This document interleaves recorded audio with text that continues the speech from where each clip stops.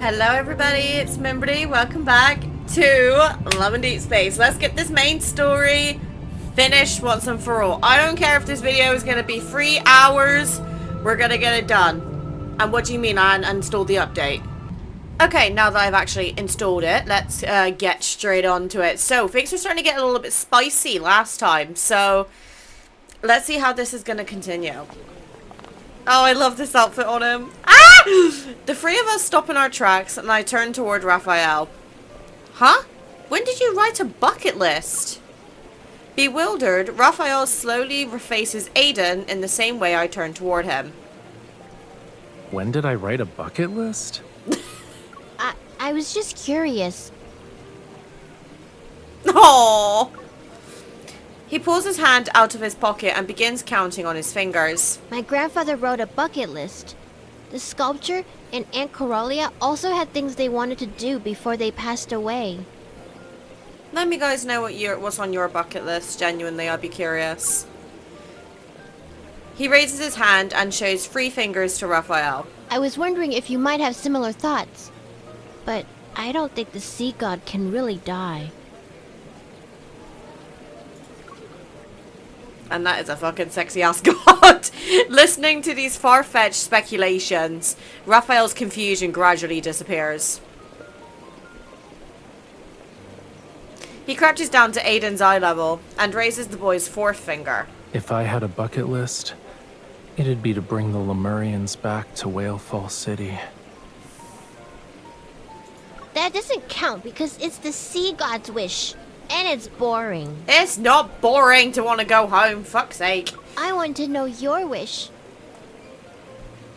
I'm gonna start crying, ain't I?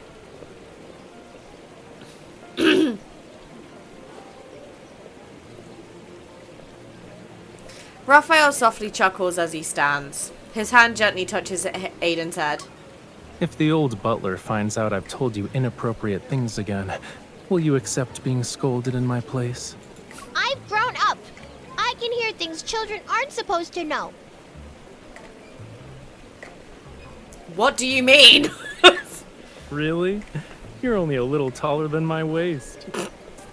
It still counts. Some people just don't get a lot of height. I am one of these people, unfortunately. When I was being created in the character customization screen, the user put all of my hit points into my tits, my thighs, and my ass, and my hips. They didn't put it anywhere else. So height was like the last thing. Because like I'm 5'2.5". I am an absolute midget. Which is also kind of one of the reasons why I like having the horns on my headphones. Not just because they are cute, but also the fact they make me look taller than I actually am. Okay. I just clicked ahead by accident. I apologize. Aiden stands on his tiptoes and pushes Raphael's hand up. He's trying to make himself appear taller. I do the same thing all the time. Anytime I'm about to like face up against like one of my mates and I'm like, yeah, what up? What you gonna do? I have to stand on my tiptoes to look intimidating. Like, I think I look like a bloody tiger. What I actually look like is probably the duck with the knife. Raphael pushes him back down, but I catch a glimpse of something hidden behind a smile. The wish he doesn't want to say. Is it revenge? You be the judge. Have I grown up or not? Why am I getting involved? I snap back to reality. And then I walk over and pat Aiden's head. What about your homework? Excuse me, Mr. Little Grown-Up. Did you finish your homework? Are you done with studying? How did you do on your last exam? Ah, stop! I'm a kid. I'm just a kid. Aiden runs away with his hands over his head. He's afraid of taking another decisive strike from these mean adults. At the bottom of the slope lies a sparkling sea. Raphael and I stand together and watch Aiden's shadow as he moves. A kid who's quick on his feet can escape heavy topics, but adults can no longer do such a thing. Thanks for the save. It was pretty effective. I'm good with kids. Raphael stretches his stiff body and lets out a languid yawn. You've hidden things from him twice today. A child's unsatisfied curiosity can be difficult to deal with. When Aiden grows up, you'll have to answer all his questions.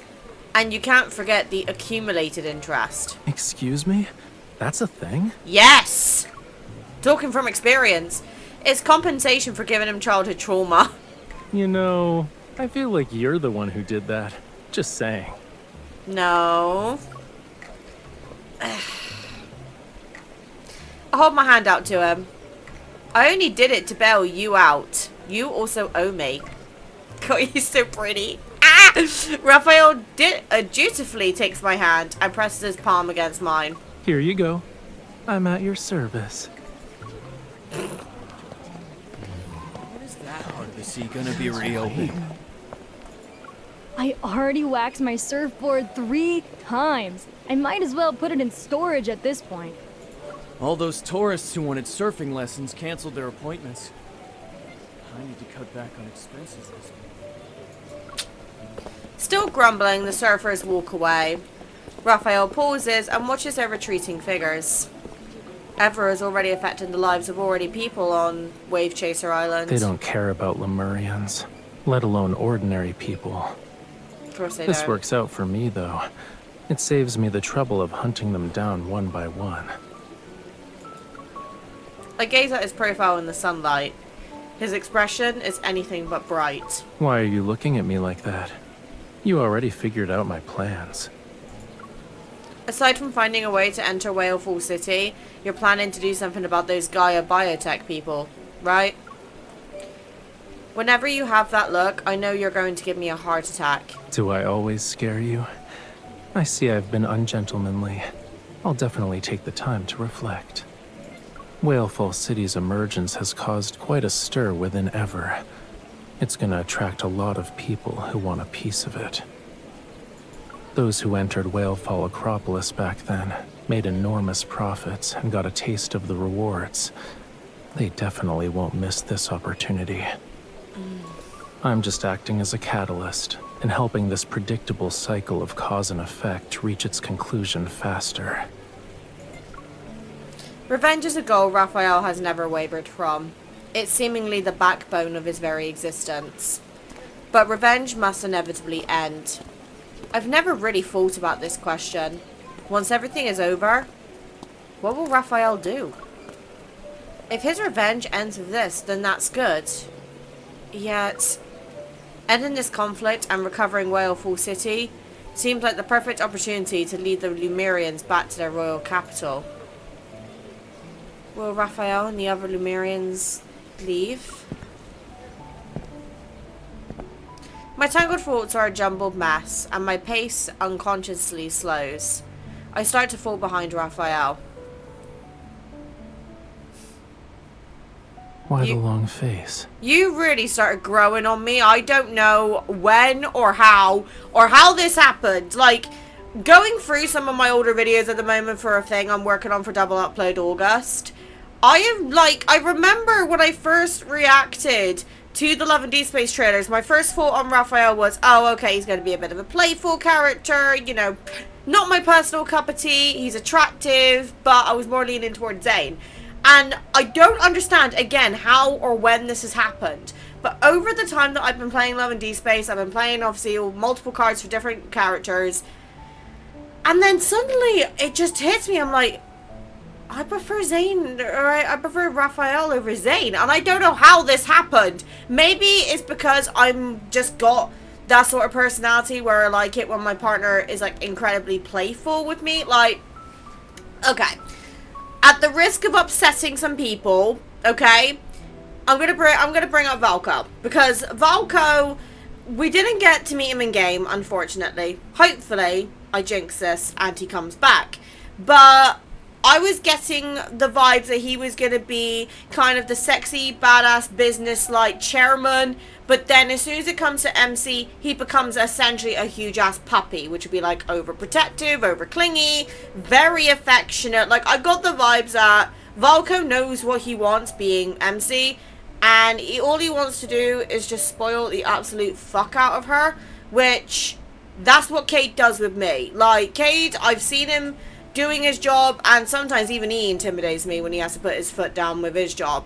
But then when it comes to me, he turns into a big giant teddy bear. And I think that's kind of one of the reasons Valko was going to beat Silas for me, because Valko's a bit more open about his he's a bit more open about his affection. Silas kind of does it in his own way, same as Zane as the others. But I don't know, it again, without Valko being in the game, it's very hard to say whether long term he would have taken over Silas, but the initial intrigue and the gut instinct was there. But Rafayel was kind of one of those characters that he's a lot smarter than he lets on. Like, you'd meet him in IRL, you'd think he's a huge ass fucking goofball. But he's actually a lot more intelligent and dark than he lets on. And I think that's kind of what intrigued me about him. But saying that, I think out of all of the characters in this game, I probably understand Silas lore the most, then followed by Rafayel. So maybe if I do more of a dive into the other characters' lore, especially Zane's, maybe my opinion of that will change. Maybe I need to go back and actually, like, rewatch the Moles videos. Which, now I think about it, I'm pretty sure she brought out another one. I could be wrong. But, in all seriousness, let me know what you guys think. Because I think this is such a weird... I've never had a game that's thrown me around my interests this much. And I think that's one of the reasons why this game has got a very special place in my heart, despite everything going on. I don't know when he turned around, but now he's looking into my eyes. I'll lose my job. Will you return to the sea? I'm wondering if you and the Lemurians I know will return to the ocean's depths. All of you swim incredibly fast, so coming ashore for visits shouldn't be too difficult. But it still feels a little... What if I can never return to the surface again? Countless words spin on the tip of my tongue, and they compete to represent my feelings. However, none of them are adequate enough. I open my mouth, but no sound comes out. Only a single, simple thought echoes throughout my mind. I can't barely lose you. You're thinking further ahead than me, cutie. Some of my people that ever took are still missing. How can I leave? I look up to see his gentle smile that's like the sun. I sense an urgent need for a more definitive answer. Then I can work as your bodyguard until the end of the world? Who knows how long Earth will last? Let's extend it a bit more. Like, until the universe dies. No one knows when the universe began or when it will end. Since our lives will never be as long as the universe is, that's basically forever. Until this endless journey reaches a conclusion, I won't leave this place. From where he stands, the wind carries a refreshing scent towards me. The sea breeze is gentle. Surprisingly, it can carry away my worries. As our conversation between adults ends, Aiden happens to run up the slope. His footsteps are unusually frantic. There are people at the port! What? He retreats behind us, his shoulders trembling violently. I crouch down and pat his back. Take your time. Who are the people that just arrived? They're wearing the same clothes as the Gaio biotech researchers who sealed off the... Raphael's phone rings. After he answers the call, I can faintly hear the old butler's voice. Ever has sent a new team of support personnel. They're already in Verona. Understood. Raphael lowers his phone and the smile on his face vanishes. This deadly temptation really is irresistible. Someone couldn't wait any longer.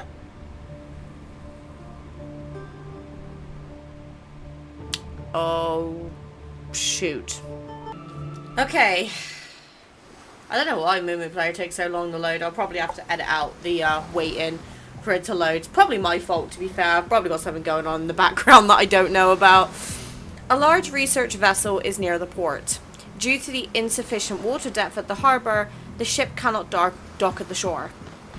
The Gaia biotech personnel are methodically coming ashore via assault boats. They arrive on land one after another. I sit with Rafayel at an open-air cafe by the coast. We quietly monitor the movements of the new team. They're moving. Okay.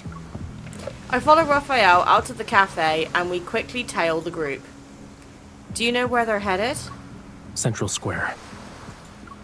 The Gaia Biotech team, as if following a voice navigation system, turns the street corner and takes the road leading to Central Square. Can you do fortune telling too? Your accuracy is impressive. If you put yourself in their shoes, it's easy to guess where they're going. Criminals like to repeatedly visit the crime scenes, and people who have succeeded once want to replicate their success. Central Square was modeled after the plaza in Whalefall Acropolis. They'll definitely reminisce about their glory days. I do feel bad for Rafayel right now, though. Rafayel's prediction becomes true. The Gaia Biotech team doesn't take any detours and heads to Central Square. Performers specializing in folk music play an unfamiliar song. The Gaia Biotech researchers stop in front of the band and join the other spectators in watching the show. Fish infected by parasites usually don't look any different from the rest of the school. But when predators appear, parasitized fish are oblivious to the danger and will take risks. Meanwhile, the uninfected fish flee. In that moment, they believe they can defeat their predators. Let's see who's lucky enough to have the privilege of entering Whalefall City. Rafayel's kind of scary when he's serious, isn't he? As the melodious music reaches its finale, Rafayel signals for me to stay put, and then he quickly moves behind a statue across the square and partially reveals himself. One of the band members makes eye contact with Rafayel. With a crowd separating them, Rafayel nods, and the musician frowns before leaving. The next song begins. The audience pays little to no attention to the unremarkable band member who left midway through the performance, except for the three Gaia Biotech researchers. Directly behind them, I can see the three silently exchanging signals with their eyes. Then they break away and head towards Rafayel's position. The fish is fishing. Interesting. Up ahead, Rafayel and the band members flicker in and out of view. They're about to disappear outside the square. When the three researchers quicken their pace, oh my god, I quickly speed up to follow them. At the base of a courtyard well adorned with seashells, the three Gaia Biotech researchers are fugitively listening for any sounds on the other side. Their faces contort with shifty, rat-like expressions. Shortly after, they leave the alley with those same expressions. They pass under the second floor building where I'm hiding. No doubt about it. That's Whalefall City. Just as they're about to enter, we should also. We're lucky to get what we want without any effort. They make no attempt to hide their greed, and a disgusting chill runs down my spine. And then I sense someone looking at me and raise my head. Rafayel was waving at me from the base of a nearby courtyard wall. I quickly climb down and dart to his side. I knew you couldn't stay out of it. Now you're an observer watching the observers. Hey, don't judge me, listen, alright? I'm nosy. They were acting suspicious. My professional intuition was triggered the moment I saw them. I overheard their conversation. They're trying to enter Whalefall City. I'm not surprised. They know I'm special, and they have speculations about my connection to Lemurians. But that's not enough to confirm anything. I let out some information about us knowing how to enter Whalefall City. I also included a tidbit about its treasures and its power surpassing Whalefall Acropolis. Only those who were involved in destroying Whalefall Acropolis would understand what I'm referring to. He observed the alley where the group has disappeared into, his gold gaze revealing unwavering determination. When it was destroyed, Memories stir, and his voice trails off. After being lost in thought for a moment, his gaze refocuses. I escaped by sheer chance, but I never saw the invader's face. Oh. For years, I hunted for clues. It was the only choice I had. And in time, I fished them out one by one. They were particularly well hidden. If Whalefall City's allure wasn't so powerful, we wouldn't have been able to force them to surface. The trap has been set and they haven't even noticed the real danger yet. They've been parasitalized by their own greed. All we need to do now is wait a little longer.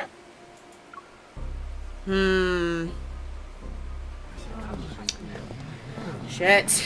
As soon as we return to the guest house and walk through the lobby, Rafayel and I hear hushed whispers from the courtyard.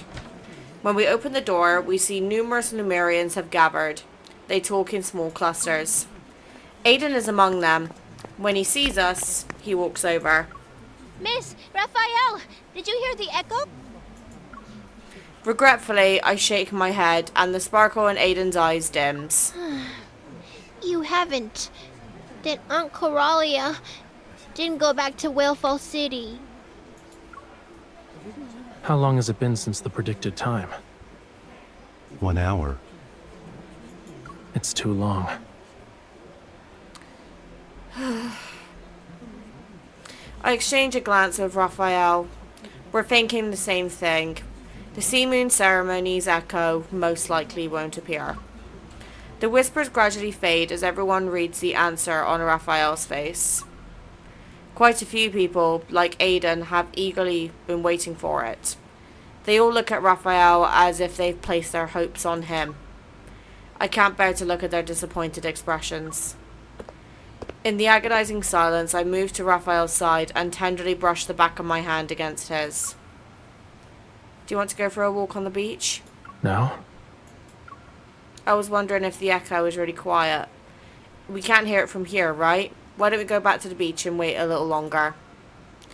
As I offer this flimsy excuse, the tension in Rafayel's shoulders and neck eases. Okay, let's do that.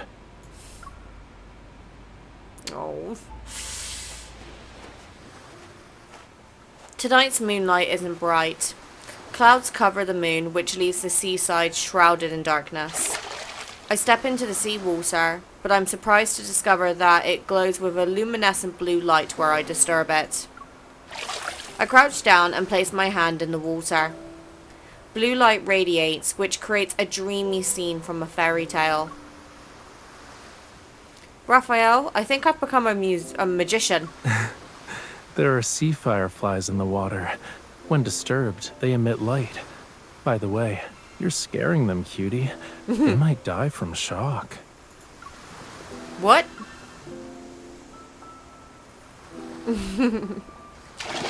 I quickly pull my hand out and Rafayel crouches. Smiling, he grasps my wrist and guides it back. Just kidding. They're not that fragile. This is a normal bioluminescent phenomenon in certain oceans. I knew that. Holding Rafayel's hand, I draw an arc through the seawater. A beautiful sapphire line of light trails behind. The fluorescence shines on our blurry reflections. The waves crash and tear us apart before quickly mending us back together. There are many transparent creatures in the ocean that don't emit light. They live in the deep sea and play a part in the ocean's ecosystem. Sunlight can't reach them. When I was young, I used flames to play with them. Their transparent bodies would take on the colors that were created when firelight and seawater merged.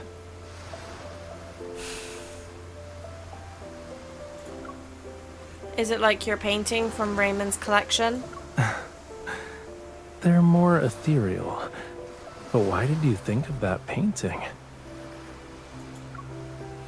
Aunt Coralia reminded me of what you said about Lemurians needing to return to the sea after death.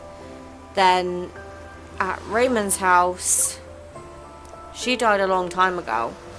If we find a way back to Whalefall City, would her soul return there? For Whalefall City, time has never been an issue.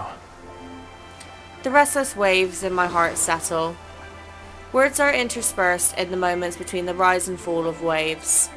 They become silent again. I reach into the sea with both hands. Sea fireflies, please carry our wishes to the deep sea, and let those who have passed away send their echoes. I beg you. I open my eyes to see Rafayel looking at me. His eyes reflect those blue specks of bioluminescence. What? Or what? When people feel hopeless, they're capable of doing anything. I'd even go as far as to make a wish to the sea god. I was thinking about how sea fireflies would carry our wishes when they can't speak. You're ruining the magic. I grab his hand and dip it into the seawater. Oh, great sea god, can't you communicate with sea creatures? Try it. Ask the sea fireflies to deliver our message. Okay. I'll give it a try. Rafayel closes his eyes. Sea fireflies, if they reach Whalefall City, please have them send a message back. This is like an urgent express delivery. Thanks. The luminous blue specks flutter and pulse in the waves as if they actually understand what we said. The waves suddenly surge and the sky seems to grow dark. The moon continues to rise while time flows past us. For some reason, the sound of the waves stops. No echo returns. The tide is rising. It's not safe to stay at the shore. Let's head back. But...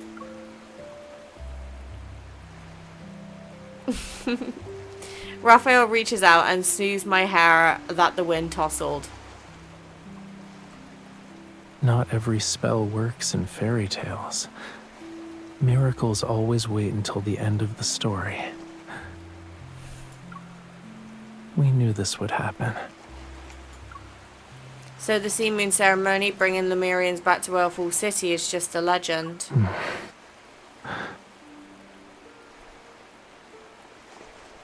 Oh no, not this music. When I was a kid, I once heard a bedtime story about the first Lemurian sea god. According to the legend, the sea god disappeared into a golden sea for the sake of Whalefall City. The sea god's lover searched the world, but when she finally found him, he had already entered an eternal slumber. Her tears of blood fell onto the ring that symbolized their covenant, their bond. Then golden waves surged across the sea. A conch-shaped vessel rose from the ocean's depths and drifted toward them. That night, moonlight guided their way. The vessel carried the sleeping sea god and his lover back to Whalefall City.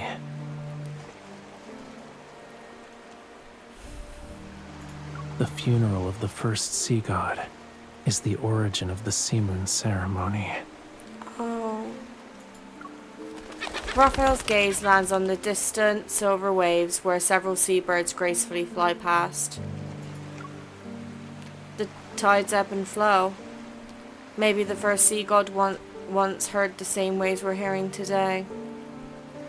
Yeah. So maybe these legends really did happen. What do you mean? While searching for the mastermind behind the invasion and looting of Whalefall Acropolis, I saw that ring. Huh? We lived in the Acropolis of the royal capital, hiding countless treasures unknown even to the Lemurians. That modest-looking ring, however, went unnoticed and soon vanished in the flow of gold and trade. Now it's time to return it to its rightful owner. The person who took it knows it's one of Lemuria's most precious treasures now. He'll only exchange it for something more valuable. His life. A meaningful look slowly appears on his face. Of course, this never should have been a deal in the first place. So, I have an idea. Are you willing to? Yes. I have no desire to ask him about his idea. Deep down, I might have already been looking forward to causing a bit of trouble with him. The rising tide catches up to us. Rafayel takes my hand and helps me stand. We trudge towards the shore. The tide is like a melody I can't bear to leave behind. I tug his hand and pull him back. I still want to wait for the echo. I don't want to give up until the very last moment. Okay. We sit down on the seawall. Rafayel positions himself on the windward side to shield me from the cold. Until the sea's bioluminescent glow fades and the first hint of dawn appears on the horizon. On the beach, the only echoes I hear are from the waves perpetually lapping against the shore.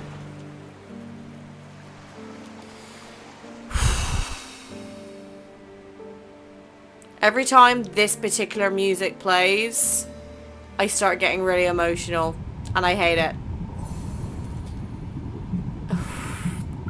This video is going to be fucking long, I can tell. I'm sorry in advance. Hopefully I can get it rendered in time. If not, we are going to have some problems. Inside the room, the curtains are tightly drawn to prevent the faintest traces of sunlight and sound from penetrating the stagnant air.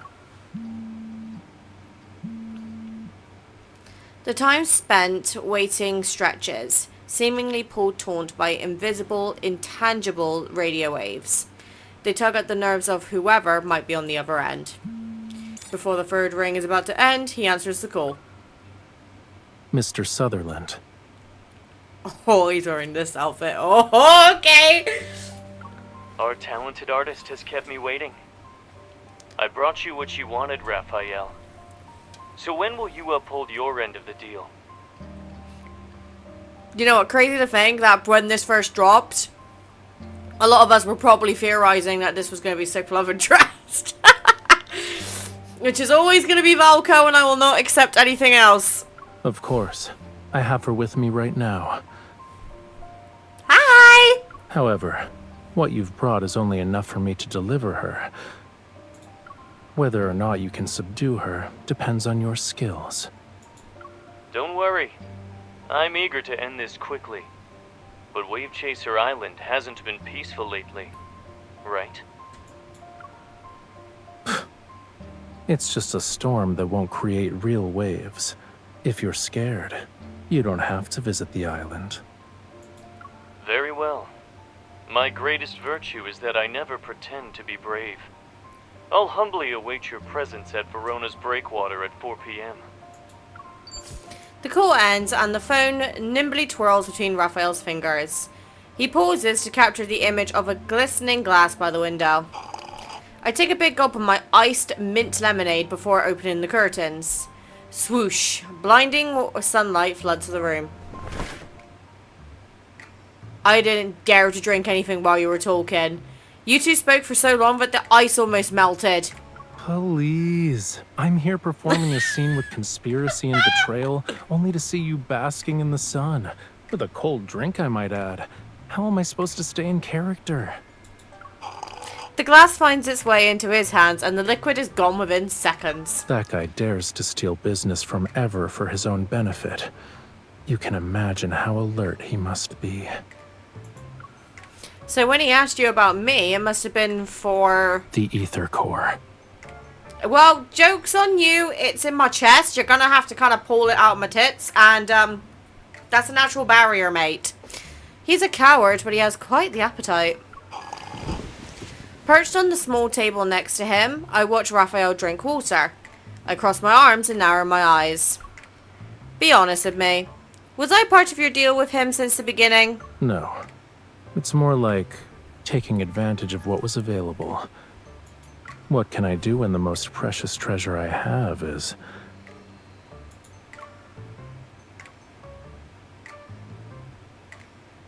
Me? Me?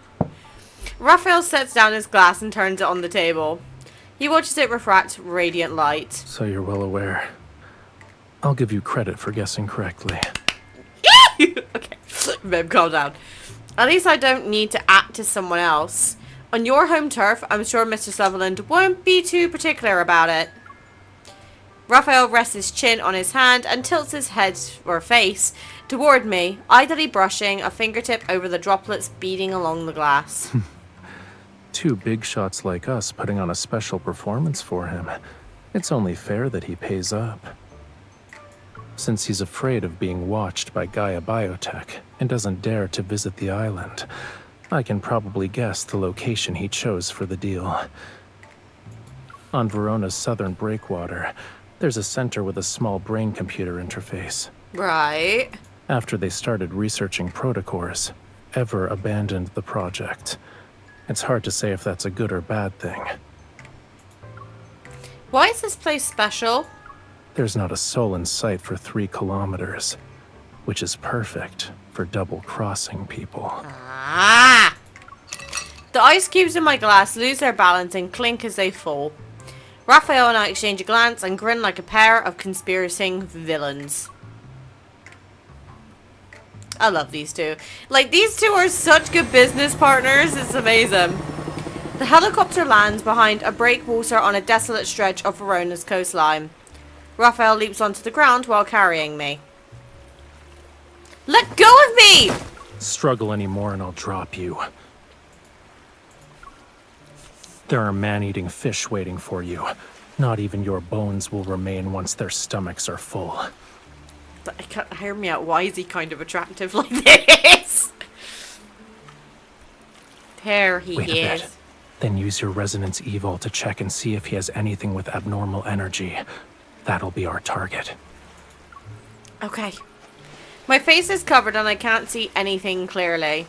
Supporting my arm, Raphael guides me. A kidnapper being this gentle. Won't someone see right through our act? Raphael, be rougher. Don't blow our cover when we've barely started. Relax a bit and follow my lead. You won't get hurt. Okay. After our whispers end, Raphael presses his hand against my back and shoves me forward forcefully. Ugh. Suppressing my defensive reflex, I stumble several steps and go with the momentum. To onlookers, I appear to be a victim who almost falls. Fortunately, the path isn't very long. I soon hear the sound of a heavy iron door opening ahead of us. The elevator descends and it takes us deeper underground. Sutherland has already arrived. His guard leads us to one of the floors and Raphael pushes me out of the elevator. Our guide, probably believing there won't be any serious issues now, finally removes the covering from my head. This does not look ominous in the slightest. I exchange a glance with Raphael before discreetly surveying our surroundings. I note the positions of several guards without showing any reaction. Both of you need to wait here. Many wanderers are hiding here. In the corner of the reception room, several malformed figures remain motionless. It's as if they're objects. But their energy fluctuations keep me on edge. I find an opportunity to subtly signal Raphael to keep his distance. They even lined up to welcome us. They're so polite. Don't move. These things only obey their leader's commands. If you provoke them, I won't be able to save you. From this angle, I can't see Raphael's expression, but the hand gripping my arm gives a gentle squeeze to silently reassure me. Then why do we have to wait here? And how long do we have to wait? The equipment's still being prepared. It'll take at least another hour. Equipment? This wasn't part of the deal. The boss said the higher-ups require a protocore verification. My arm is tapped. It's a secret signal Raphael and I established beforehand. If anything unexpected happens, run. I have to leave you behind? Can you really do that, though? No. Just run. I'll catch you and bring you back. If we show the exchange is unstable, we can demand to speed up the process.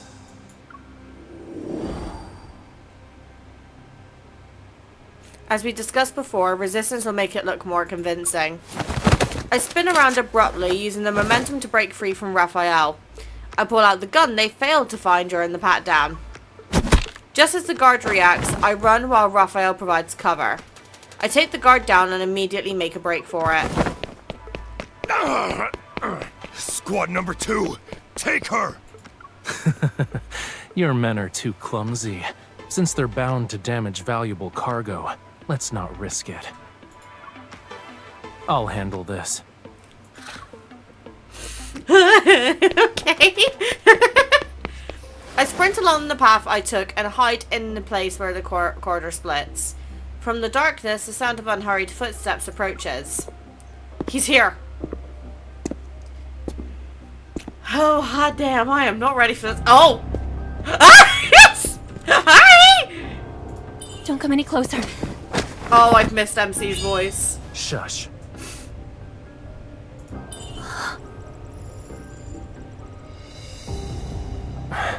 Bear with it, okay? Okay. He's kind of attractive like this, I'm not gonna lie!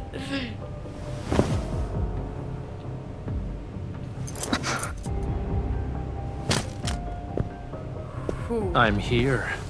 Oh, fancy schmaz. No greeting. You kept your word. I'm certain our cooperation will be pleasant this time as well. Rushing. Forcibly seizing power that's beyond your capability won't make you stronger. You'll only burn yourself in the end. Are you sure you can handle this power? Rest assured, I have no intention of claiming the protocore. Then why do you want me? Good. So what about the thing I want? I have it. However, I need to verify the ether core. Of course, but unfortunately the ether core's power is difficult to control. You need trust and permission. If that... My mind went immediate NSFW. I'm sorry, I never heard a negotiation, but... That doesn't work. You need to use some outside assistance. You see, the threat of fear and death is the best method for awakening potential. It's simple. I don't know what sound just came out of my mouth. Ah, damn. That's the signal.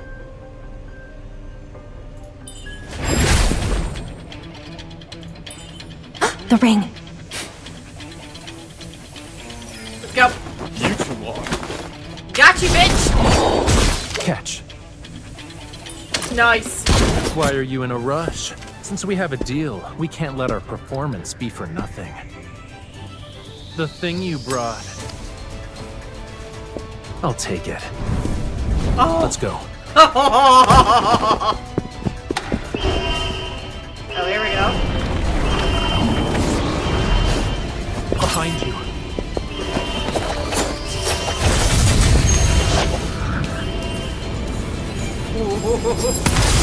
I need to go watch Tani's reaction to this because I know she would have lost it. Okay, bye. There was no applause, but the audience was thrilled. They're getting so much better on the animations. This actually makes me really sad that Valko's main story update was like cancelled / delayed. I'm keeping hope he's coming back, but oh my god, could you goodness. Oh, okay. What's the time anyway? Oh my god, it is getting late. Jesus. I don't care, I'm getting this finished. We leap from the breakwater and land on the yacht we prepared in advance. White waves surge around our vessel as we leave the harbour. Rafayel sits at the bow and slowly spins the ring on his fingertip. You're holding out your hand. What are you trying to imply?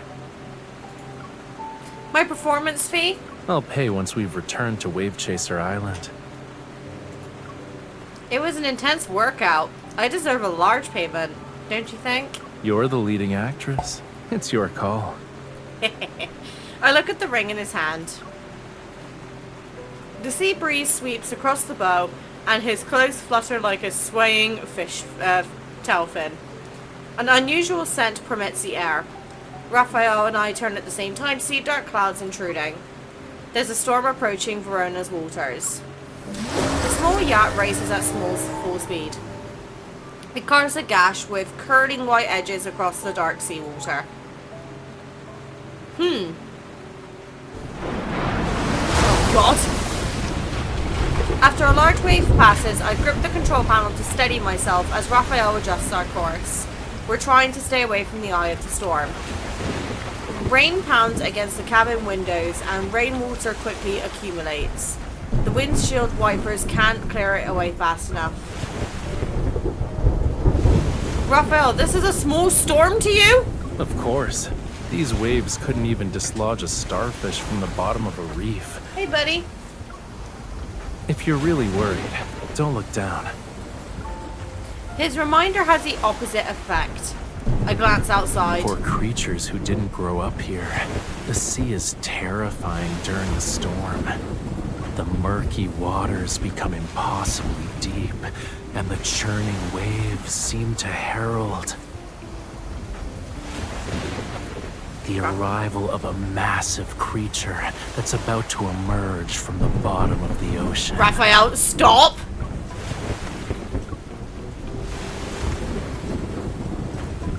What happens after it appears? Will it swallow us in one go?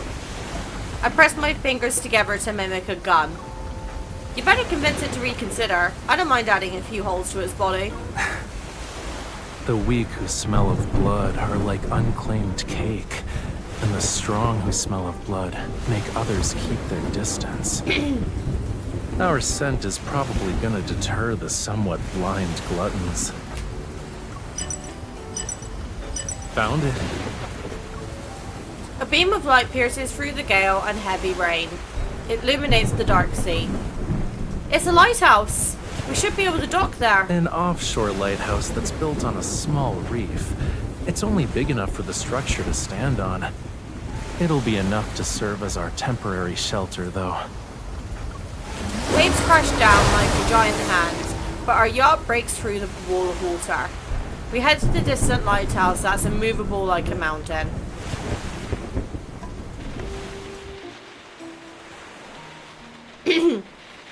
The lighthouse keeper is seemingly accustomed to visitors who get soaked in the rain, like us.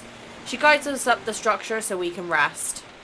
Despite it still being daytime, the world outside already resembles the time between dusk and night. Thank you. We'll sit here for a bit and won't take up any more of your time. The silent lighthouse keeper nods. She quietly prepares a pot of hot water and some compressed dry snacks for us before returning to her post. This is perfect. I was a little hungry and we met a nice person. What's so funny? Your smile is kind of weird. Take a closer look at the food you got, cutie. The opaque craft paper packaging looks simple and clean. I figure it probably contains biscuits, jerky, or other non-perishable food that's suitable for storage. As soon as I break the seal, an intense oceanic smell hits me. It's so fishy that my face contorts. What is this? I could smell it 800 meters away. Do you want to guess what kind of person would dare to guard this isolated lighthouse alone? It's basically in the heart of the ocean. She's also a Lemurian? Why didn't you say hello to her? Not every Lemurian is as outgoing and friendly as me, you know. She probably never expected anyone to brave the elements to visit her, even when she hid herself away from everything. No wonder she seemed to relax when we let her go about her business. Rafayel quietly laughs again as he places several pieces of unrecognizable dried fish into a titanium cup and pours hot water over them. Don't give me that look. It's just been cured with seawater. It'll become delicious after you let it soak for a bit. Be patient. Amid the rising steam, the air seems to grow humid and salty. I wrinkle my nose as I notice a scent of melting wax and fat. Rafayel, do you smell that? She's lighting the lamp. The one in the lighthouse? In Lemuria, we have structures similar to lighthouses. They're called whale ash gardens. Huh. When the oceans were still uncharted, traveling Lemurians would build simple waypoints in places where whales died. The whale ash serves as an underwater lighthouse. It offers shelter to those who have temporarily lost their way and allows them to regain their bearings. Oh. Traveling with whale ash lamps was once a popular tradition in Lemuria, but hardly anyone remembers it now. Then she must have lived for a very long time. Lighting the whale ash lamp serves as a reminder to not lose sight of your destination. And more importantly, it ensures you never forget your starting point. Is she thinking about Whaleful Atropolis which she can never return to? Or the long-lost Whaleful City? The cold water touches the wooden floor and quickly seeps through the cracks. When the cup is refilled, the taste becomes fresher. But the salty bitterness spreading from my chest to my throat only intensifies. Once the storm passes, we'll have to return to Wave Chaser Island to perform another sea moon ceremony. If we succeed, where will Rafayel go once everything is over? Rafayel, you said you wouldn't remain in Whaleful City because it's one part of your journey. It's not your final destination. I think it's good that you'll succeed in your revenge. Your life afterward might be more carefree. I pause before trying to sound like I'm making a joke. Maybe you can fully devote yourself to painting, go beyond your limits, and take your artistic accomplishments to the next level. But then, assuming that's the case, do you have a reason to stay in Lincoln City? Staring at him, I grip the edge of the craft paper package. I'm unwilling to hear another evasive answer from his lips. What I want to ask is not about staying here or staying in Lincoln City. Rather, on an ordinary weekend, an idle afternoon, or a meaningless, normal day. Like an actual meaningless day. When I want to see you, will you still be by my side?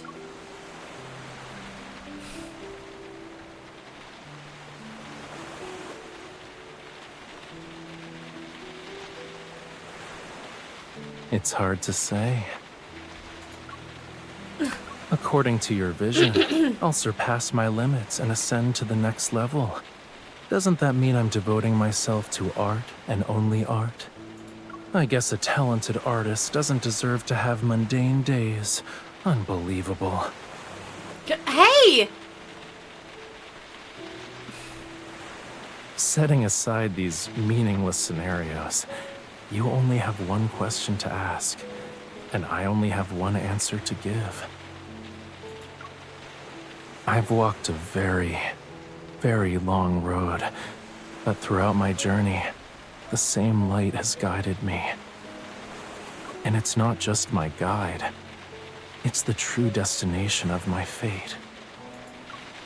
If we consider a Lemurian's lifespan, can a single light accompany you for that long? Maybe not. What you see now could just be a drop in the vast ocean. And as time passes, you might discover that you're the one who journeys the farthest. Thanks to Raphael's boiling method, the dried fish is ready. I devour 3 pieces. Then another thought crosses my mind. I pretend to hold a microphone and hold it up to Raphael's mouth. I have a question for our respectable sea god. What new mission will you undertake after completing your revenge? Will you lead the Lemurians to rebuild their homeland? A small tailfish peeks out from his big smile. You think the sea god is a real estate tycoon? You don't even listen to Lemurians' wishes or grant them? The sea god isn't like human parents who secretly prepare gifts after hearing their child's birthday wishes. That's disappointing. Then what do Lemurians make their wishes to? The sea. The ocean nurtures all life. If you make a wish to the sea... Oh, to readjust then, sorry. Will it grant my wish? The fish, shrimp, crabs, and clams in the ocean will eavesdrop.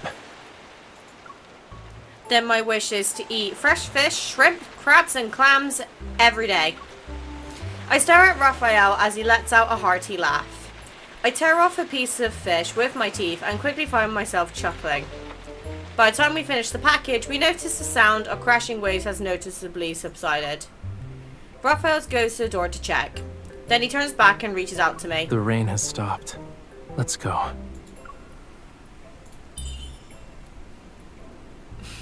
Tonight will be perfect for the sea moon ceremony.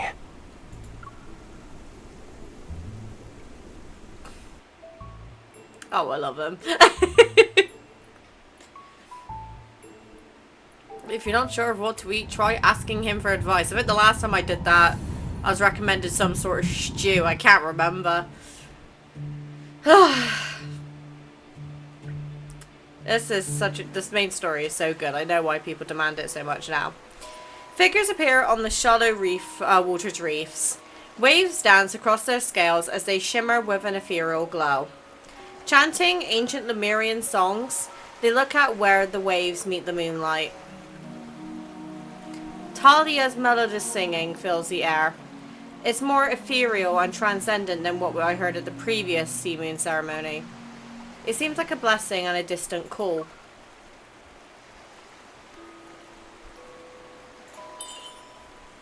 The ring rests in Rafayel's palm as I place my hand over his.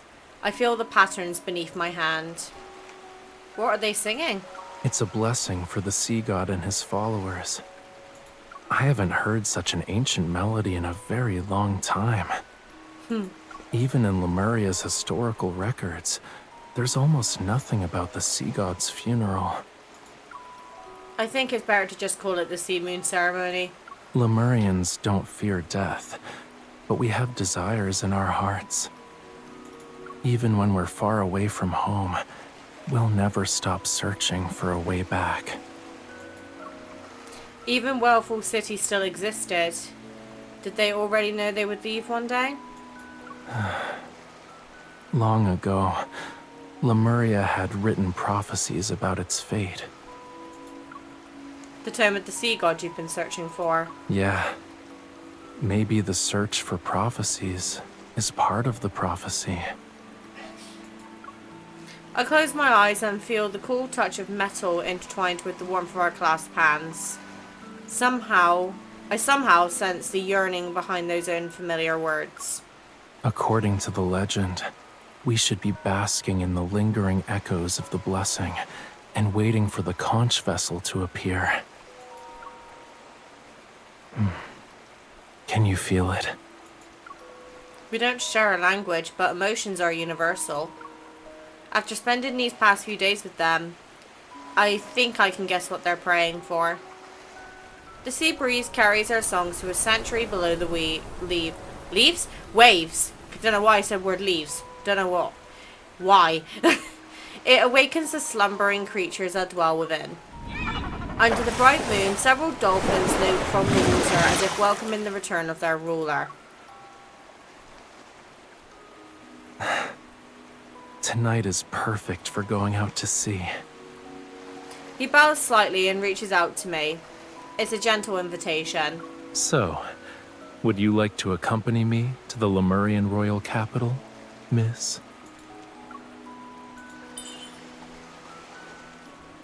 The glistening waves behind him refract moonlight. Without any hesitation, I place my hand in his. I would be honored. Words seem to possess a calming power as the energy surrounding us harmonizes with the songs at the same frequency. It's filled to the brim with wishes and blessings. The sea churns and boils upon hearing the dirge. Then it splits at the boundary between the sky and the ocean as if a sharp blade cut through it. The fractured waves block out the moonlight as roaring currents retrieve long-forgotten wishes in the deep sea. The Lemurians gaze at the surging waters, their songs knocking on the sealed, dust-covered gates of their homeland. Waiting silently in the sea, I sense something. There needs to be one more call.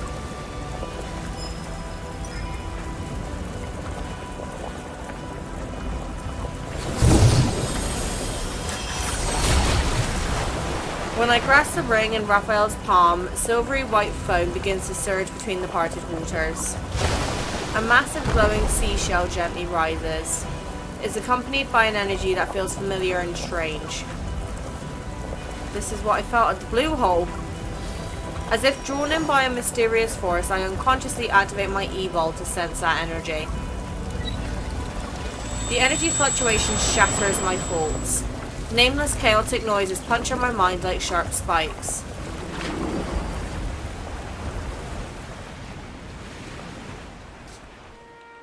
Are you willing to be my follower?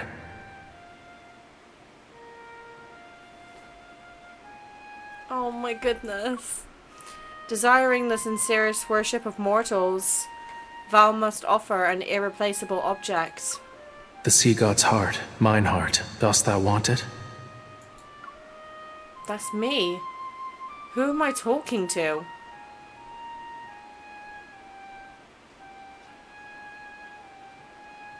This is my promise to you.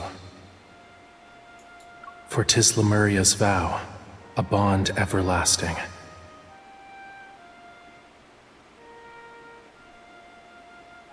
It's a simple melody, yet you still haven't learned it properly. Listen carefully. This is the last time I'll teach you.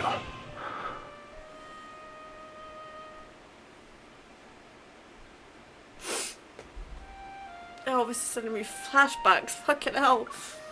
What's going on?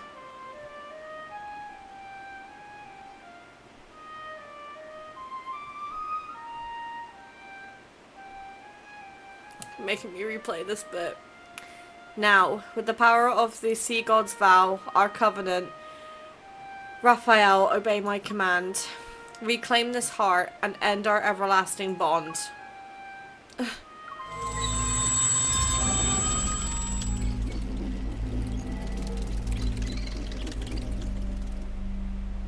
It feels like I've emerged from an exhaustingly long dream. Memories I never expected seem to have found their host. They rush into my mind and merge with my very being before I realize it. It's as if they're always meant to be mine.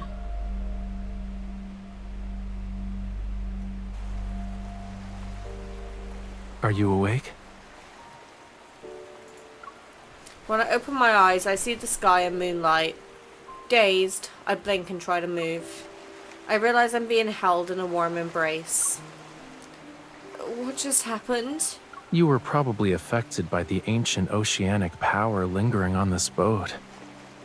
It has weathered many years, so there might still be traces of its previous owners on it. But that power feels like... I meet Raphael's gaze. It's as clear as seawater and doesn't reveal a hint of deception. Did he also forget? My heart faintly aches and my mind still lingers in that memory. Scenes from the past keep replaying as if they're reminding me not to forget. What are you humming?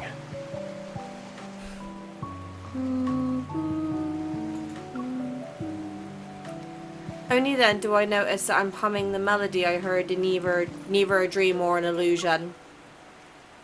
If I told you I heard this song in a dream, would you believe me? I guess you had an unusual dream. What else was in it? There was waves, flute music, and... My emotions bear the weight of our covenant. The bond between us is heavy. I compose myself and smile at Raphael. You. I knew it. In my dream, you said you would teach me this song. Oh, you just want to hear me sing. Yes. That's one roundabout way to make a request. I didn't mean it like that, but since you made the suggestion... Oh no, my headphones have just run out. Die! Okay, right, I'm gonna quickly go grab my power bank. One sec. Okay, now that my headset is charged, let's get back to it. So, I didn't mean it like that, but since you made the suggestion... Flames erupt from his palm before quickly dissipating. They're replaced with a luminescent conch. Is this another trick? Even if I'm the most talented performer in the world, I need something to play music with. It's the first time I'm hearing this song, but... Oh, he's gonna play it, isn't he?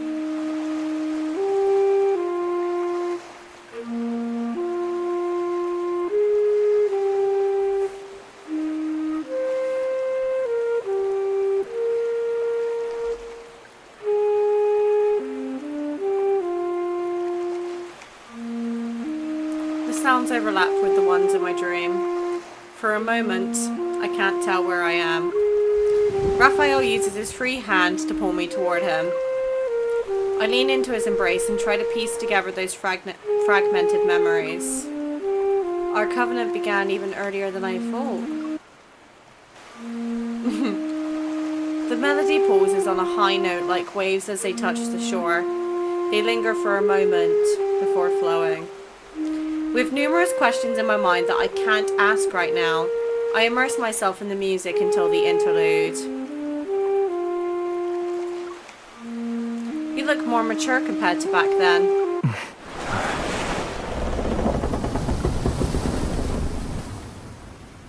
What was that? The boat suddenly rocks as the music ceases, and flommulas anxiously leap from the water. They're seemingly giving us a warning. There's an undercurrent. No. This is Whalefall City. What? Rafayel sets down the conch and ignites a flame in his palm. It lights up the unfathomably deep waters. It's responding to our call. Oh, God. Moonlight shines upon the pitch-black sea as the boat is drawn in by an invisible force. It sways as it sails towards a massive whirlpool in the center of the ocean. God, my hair is like tickling my neck. Countless silvery white fish converge and spiral where the currents meet. They eagerly rush forward toward the ocean's profound depths and the seabed. Whalefall City is below us. Hold on to me. Holding on to you. He holds me close. The sea water swallows the sky as we descend into the deep sea.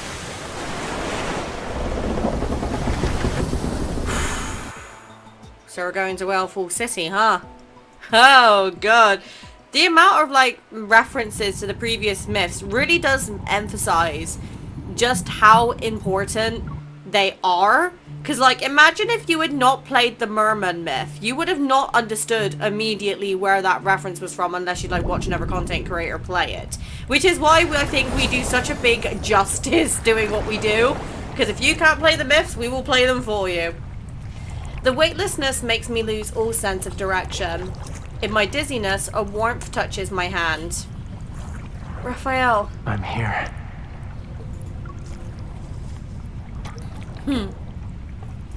My consciousness stabilizes itself before my body does. My vision gradually clears as I blink repeatedly. What? An enormous skeleton carries our vessel through the water. When I look back, I can't even see where its tail ends. Think of this giant whale's skeleton as Whalefall City's welcome ceremony. A giant whale with wings? Yep. Who says you can't fly underwater? Surrounded by nothing but an endless blue expanse, we drift through the silent waters. It's impossible to judge distance or size without any light or shadows for reference.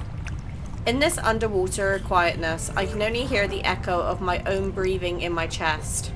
But the giant whale's skull begins to disappear inch by inch. Then its spine and wings. As it swims forward, the massive body is gradually devoured by the space around us. It disappears with each rhythmic movement. This bizarre sight makes me squeeze his hand, and he responds with a firmer squeeze. Don't be afraid.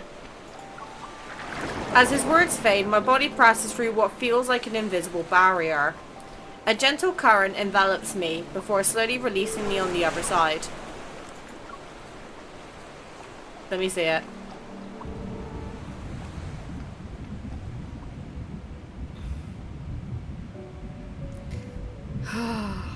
This takes me back. The world below the waves is bursting with colour. One of the royal capital's ancient streets stretches across the deep sea, and there's a dome resembling moonlight. It's suspended above the high seafloor. Massive stone sculptures adorned with vibrant corals are arranged in a staggered pattern along both sides of the street. Alleyways formed by interlacing towers and buildings are spread out like a finely woven net. They gradually disappear into the seawater. Parts of these structures seem to emerge from space-time rifts. They're like visitors from a distant world. No artificial light is needed as countless specks of light swirl through the waters surrounding the buildings. Their brilliance suppresses even the Milky Ways. Everything around us is silent. It takes a long time for me to find my voice again. This is... Whalefall City. That legendary lost civilization, the Lemurian spiritual homeland, appears before my eyes without any concealment. A giant whale carries us as we float above the main avenue of the royal capital. Reflections from the seawater dance across stained glass windows. I feel as though these same colours danced in my eyes as well. Noticing his unusual silence, I subtly tighten my grip on his hand. I remember the Deepspace Academy had published a book on Lemuria. According to it, Whalefall City slumbers in the abyssal deep sea. Its domes can reach past the sky. They write as if they've seen it with their own eyes. People tend to exaggerate stuff they've never seen. The more mysterious something is, the more fascinating it becomes. Do you think it matches the descriptions in the book? I lower my head. At the end of the street, specks of light drift around the highest spire. I just seen a meme that Chris sent me. A bubble floats in front of me. When I gently poke it, it pops and scatters into more specks of light. Even attempting to describe it might be presumptuous.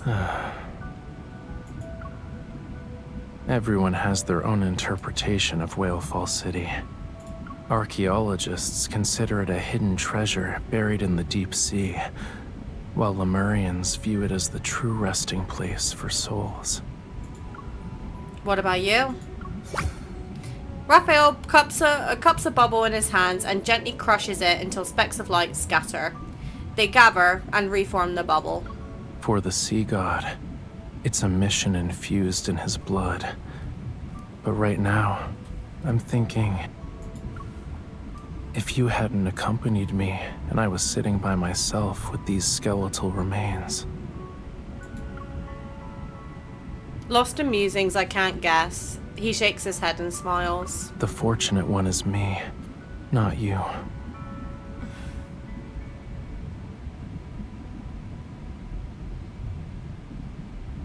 Oh, my Shayla. The giant whale slowly moves its bone wings downward along the central path. The tips of my shoes almost graze the brick rooftops below. We're here. From the wide gaps between its bones, I see a plaza paved with white stones. Stone statues at least twice the height of a person stand guard on both sides of a path.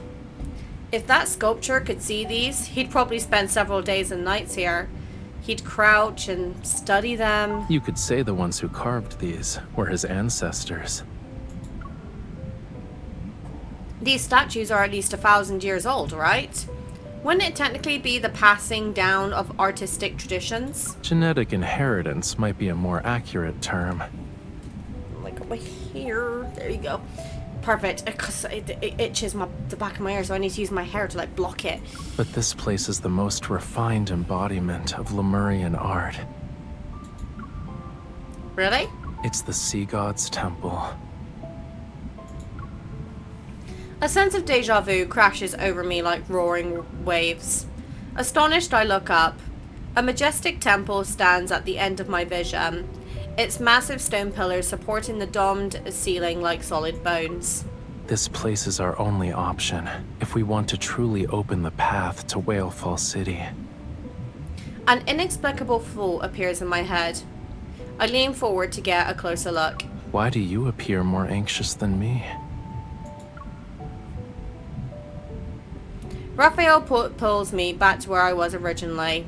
He's not in a hurry to return to this temple that should be rightfully his. Sit tight. We're almost there. Raphael? What's wrong? Do you think being here will upset me?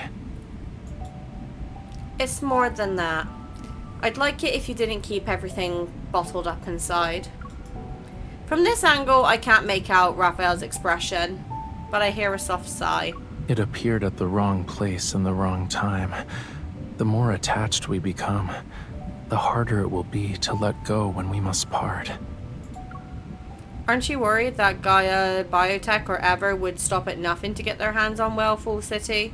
Once Whalefall City fully reveals itself, our people will have no reason not to return. However, it'd make all of them targets. Today's Lemurians can't rely on Whalefall City to protect them from everything. Using it to defend against Ever is a pipe dream. When Whalefall Acropolis was destroyed, we still had Whalefall City as our sanctuary. If it also...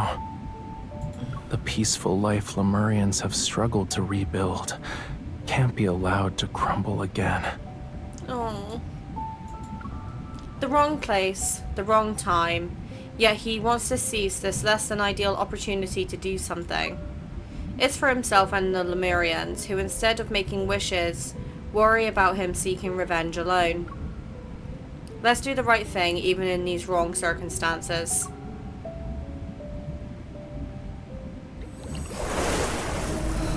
I recognize this too. The giant whale delivers us to the central plaza in front of the Sea God's temple. Then it flaps its enormous wings and floats back up to hover above the royal capital. The wings stir up a gust that sweeps scattered stone fragments across the ground. I look around and find the source of the debris. A circle of diverse stone statues surrounds the front part of the Sea God's temple.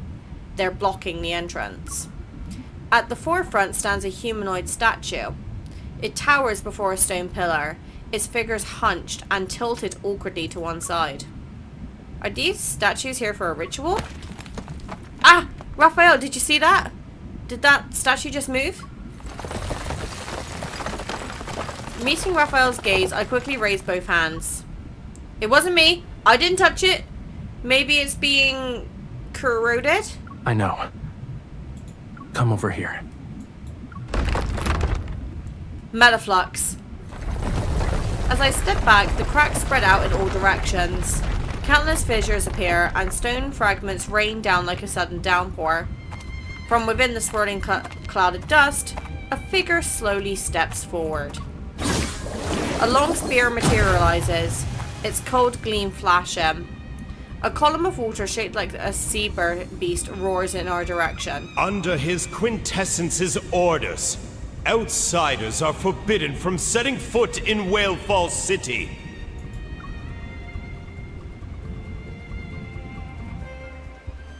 Oh, there are so many references.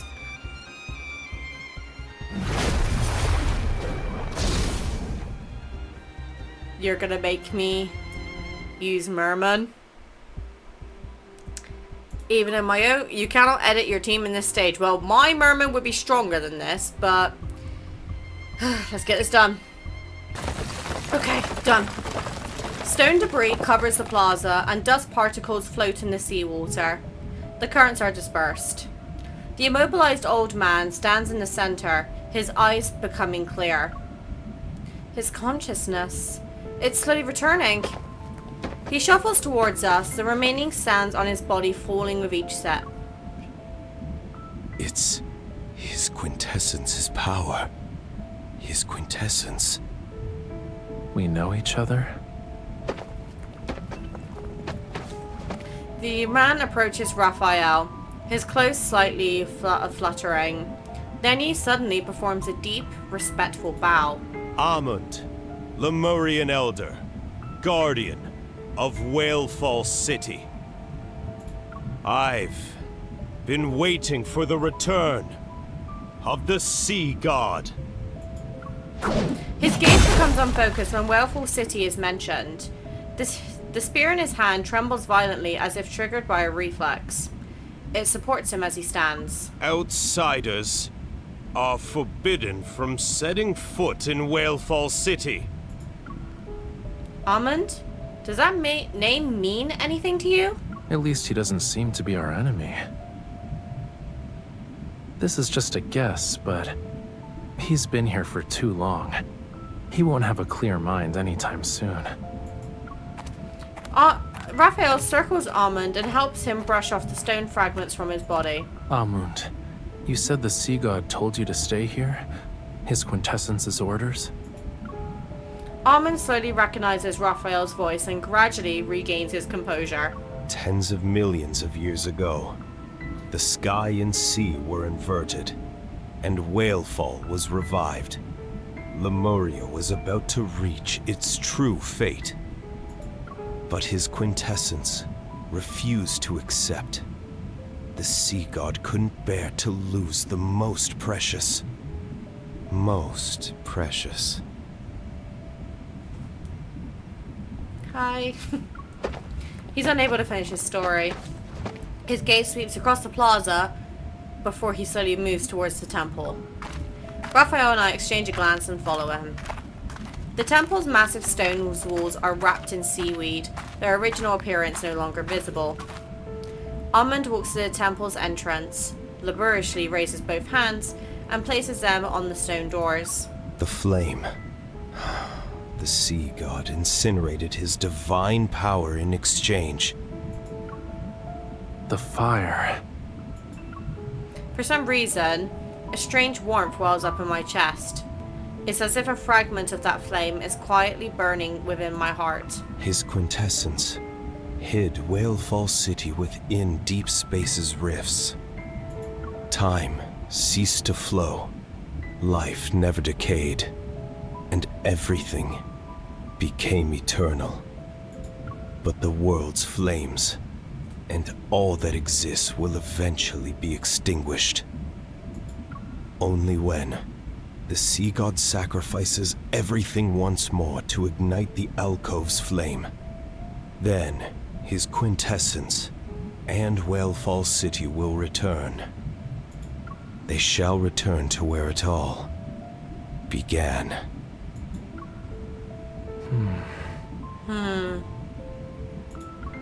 Almond's words falter for a moment, and his gaze moves to me before returning to Rafayel.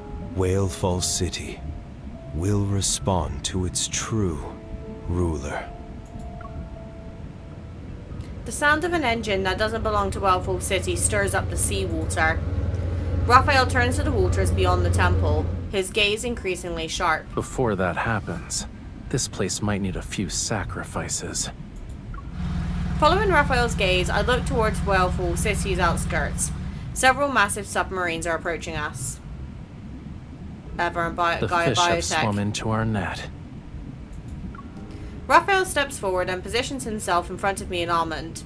Flames ignite from his palm and they transform into fiery threads that spread outside the temple. Don't let their blood defile this place.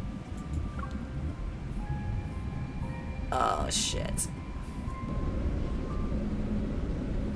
The submarines speed through the ocean as sunlight dims. They've already entered the Mephistophelic zone. With visibility obstructed, the submarines activate solar navigation as they advance. The sonar is detecting underwater structures.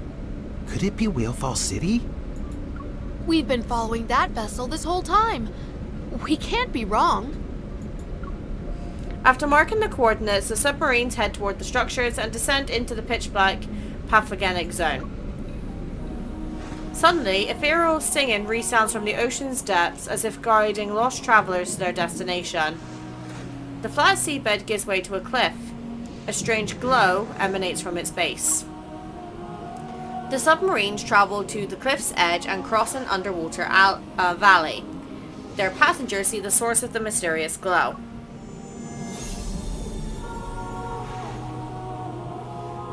It's a dreamlike, magnificent city.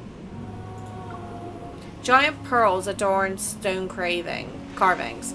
Gold and silver threads intertwine the city's pillars, and large roads paved in jade stretch endlessly.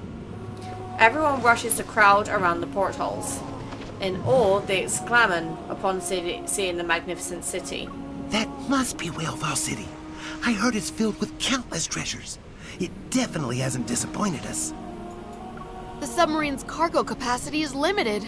It'll take some time to transport everything back. Of course, they're only talking about transporting goods instead of actually, appreciating the beauty of the city. Assholes. Cheers erupt through the submarine, but no one notices they've already veered off course. When the city dissolves into a mirage in the water, an alarm blares. That's when these greedy souls realize something is wrong. What's going on? Who changed our course? It's not that. Our coordinates have changed. We've lost control. The submarine is... Huh? Oh no! Bye-bye! The seabed rises as towering rock walls erupt from the ground and encircle the submarine. The figure of a young man stands on the cliff. Solemn and majestic like a god of the sea, he looks down from afar. His expression is seemingly compassionate and indifferent. The Lemurian court has finally received its overdue sinners. Ah, damn. Remind me not to piss off Rafayel. Hopefully you guys have gotten yourselves some snacks and drinks. This is going to be a long episode. Whew, okay. This is getting really intense. The singing ceases at the climax, and the intruders' minds are momentarily distorted, but they soon come to their senses. Rafayel! They'll offer their mortal remains to the Lemurian court. After today, those whose hands are stained with Lemurian blood will vanish from this world forever. Throughout the ethereal singing, the bottom of the valley once again became chaotic and murky. The intruders' survival instincts make them crawl on the ground in contorted postures. But Rafayel doesn't spare these people a glance. His gaze is fixed on a place far away from the cliff. It's as if he's trying to peer through time's veil to witness a past that's been buried. It's coming to an end. There's a barely perceptible tremor. Meanwhile, some of the intruders finally regain consciousness. Still unaware of where they are, they frantically grab their weapons. Where are we? Forget about that. Just take them out. When Rafayel raises his hand, flames engulf the gun barrels. The researchers cry out in pain as they burn. More weapons are dismantled by fire as Rafayel silently observes them. Even so, he has yet to bring his ballad of revenge, or, oh my god, I'm going to repeat that sentence because I completely fucked that up. Even so, he has yet to bring his ballad of vengeance to its final movement. More people are regaining consciousness. The rising flames keep me protected while I tightly hold Rafayel's hand. I can't rush him, and I don't want to. It's his right to decide when and how this bloody history that spanned more than a decade.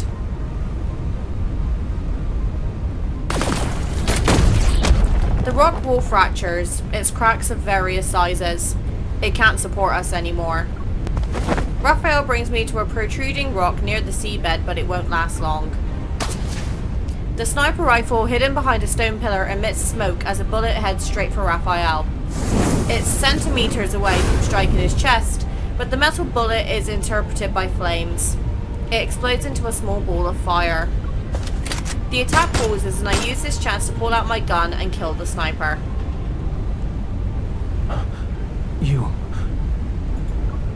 It's okay. I'll be fine. You can... I know you're not hesitating. What you can't let go of is that part of your past. Your people who aren't here anymore. I'll stay with you until you decide to end this. The ground beneath our feet violently shakes as energy fluctuations manifest from various corners. It's a sonar weapon that specializes in killing Lemurians. Every wall trembles with an invisible force. It sends dust and rock fragments flying. I use my Evolve to target the focal point of the Metaflux, but he stops me. You've stayed by my side long enough. I'll take care of the rest.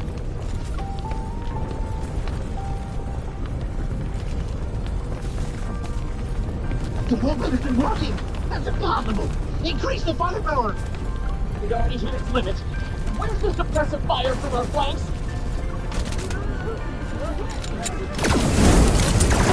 Fucking hell, Rafayel. He steps forward and raises his arm in spite of the hail of bullets and thunderous vibrations. Fire smites his opponents like divine punishment. The massive metal container crashes as fear and rage fill the air.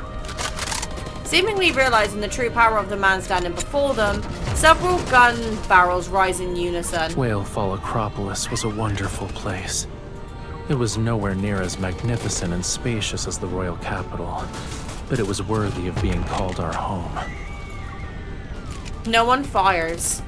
The invaders exchange bewildered glances as if they don't believe the sea god will grant them mercy. I once promised them that I'd find Whalefall City. I said I'd bring them back here. We'd live together. In these waters, we'd laugh and sing.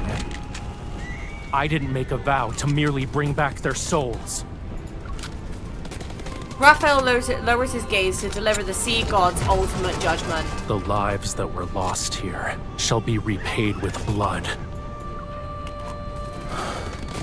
It's been over a decade. I will end this once and for all. Fierce flames rise from the rock walls as distant tides roar like thunder. Terrified, everyone looks around, as if an invisible blade of judgment is hanging over their heads.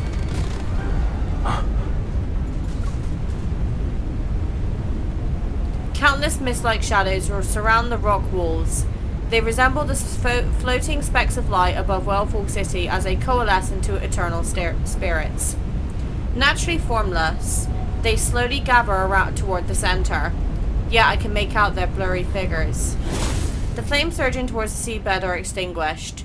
It's as if they're afraid of harming the shadows. This is... Rafayel doesn't reply. His gaze doesn't leave the seabed center. Are these the souls of the guys we lost? The singing grows more powerful as the shadows close in. The loaded weapons fall to the ground once more. Greed and delusions return to the invaders. An eerie stillness permeates the seabed as shadows suddenly turn around. You always said you'd bring us to Whalefall City. I thought you were bragging. You did it. You actually brought us back home. Rafayel, you don't need me to cover for you when you sneak off to the shore anymore, right? Wait, you must be living on the surface already. The Maestro tattled to Her Majesty on the day you went to the surface, saying you skipped class again. I wish I could attend the Maestro's classes again. Has Aiden grown taller? Now that I'm gone, I wonder where he goes when he skips class. Please deliver a message for me next time you see him. Whalefall City isn't that exciting. It's nowhere near as good as life on land. Tell him to take his time coming back. I hold Rafayel's hand. I can still feel the subtle trembling in his palm. It's you. You still look the same as you did when you snuck off to the shore, but you've grown up. You resemble the sea god more than I had expected. His hand suddenly tightens as the man's spirit stirs Rafayel's emotions. Another shadow appears and stands shoulder to shoulder with him. In the blink of an eye, the shadow draws near. It slowly raises what appears to be an arm made of swirling light and darkness. The trembling in his hand grows more intense. Rafayel seemingly wants to grasp that shadow, but he's unable to touch it, and his hand remains suspended in midair. Across time's vastness, across the boundary between life and death, their hands gently overlap. These are hands that should hold paintbrushes. hatred and bloodshed should never stain them. Go now, my dear boy. Go to where you truly belong. No matter where life takes you, I hope you can find happiness. The mist-like figures approach Rafayel one by one. Smiling, they wave their goodbye and gather once more around the invaders. Their singing around them suddenly becomes ethereal and otherworldly. It's like the most distant of whale songs from the ocean's depths. The frenzied invaders gradually quiet down, their facial features twisting into bizarre shapes. They pick up broken bones and sand from the ground and stuff every pocket to the brim. The singing reaches a crescendo as Lemurian souls encircle them. They're like the deep-sea predators about to strike. A bloody mist surges with the song as invisible fangs pierce the throat of every invader. Greed and blood congeal into a foul trickle. They float beneath the spirit's feet that never touch the ground.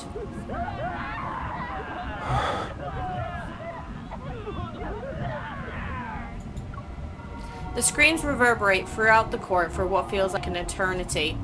Amid the ceaseless song, I can't see Rafayel's expression. I only sense that his gaze is fixed on that single place for a long time. When the melody is about to end, only then does he take my hand and slowly lead me away. And he gives me a deep bow to the chaotic ocean floor, filled with devastation and laments.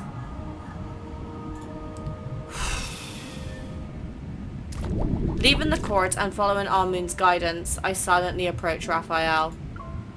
As our fingers intertwine, he silently takes my hand. Is it okay to let them deal with Gaia Biotech's people? They've been waiting for this day for a long time. His fingers must have tightened around mine, and the ring that summons the conch vessel leaves a mark between our knuckles. This ring, when I was little, I used to sneak off with it. I always played with it. The queen told me it belonged to the sea god. When I grew up, she'd give it to me herself. You and the queen?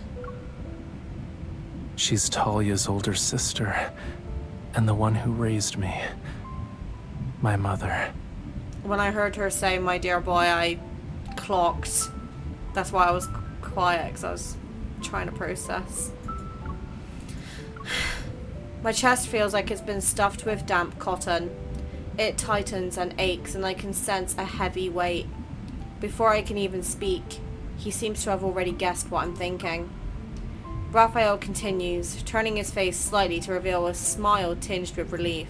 Back when I didn't understand what being the sea god meant, the king and queen told me it was a beautiful aspiration. That's why I could play with the Lemurian children who were around my age, get punished by the king when I caused trouble, and be teased by my friends. Everything in Whalefall Acropolis was as free as the ocean. Until that day. Before our eyes, red sea water seems to emerge. Then it slowly fades away with the song. The water returns to its original clarity. The scattered memories from Rafayel's past merge into a complete picture. Actually, hearing you talk about this makes me glad. You had so many people by your side. They worried for you and loved you. At the very least, you once had a happy childhood. Then it was my turn to be their guardian. Even though most of them are gone now, I still need to bring them home. As I climb up another step, I tighten my grip on his hand. You weren't alone in the past, and you won't be in the future. It's as if in response, the ring presses a deeper mark into our fingers. Without Whalefall City, the spirits of deceased Lemurians can only drift endlessly across the sea. I often think that if their souls could truly return, then maybe they wouldn't be lonely anymore. Following the staircase along the side of the temple, we ascend and reach the highest point. I don't believe that making those people play with their lives can balance out the sins they've committed, but it might be the only way for everyone to find peace. You can also say goodbye to that past. Why are you crying first? I'm nearly crying, I will admit. I'm biting it back right now. I'm not. You're just seeing a reflection from the glass. He stops and gently raises his hand to wipe my tears. You've witnessed the curtain call. Let's go. It's time to return Whalefall City to where it belongs. When the time comes, we'll welcome its arrival together. The song has ended. Rafayel takes my hand and leads me to the balcony. Oh my god, balcony.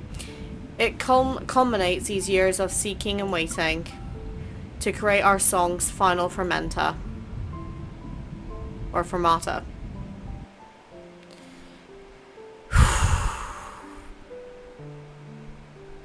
Wow. Hot damn. Oh my god, this is like taking me through such a big like whirlwind of emotions. Like, oh my god. I'm gonna need to like 3 to 4 business days to emotionally recover from this.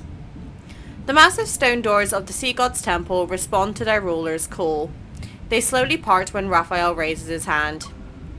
Streams of light flow across the stone engravings. Following Rafayel's gaze, I see an empty alcove in the wall. Is something wrong? It's nothing. I just wanted to take a good look at this place before saying goodbye.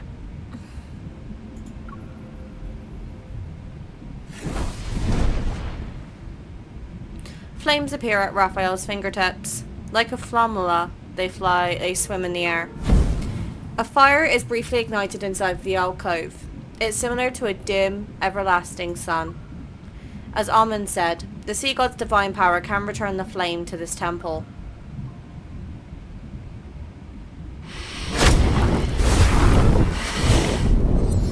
Light pulses with Rafayel's breathing. It envelops the Sea God's temple.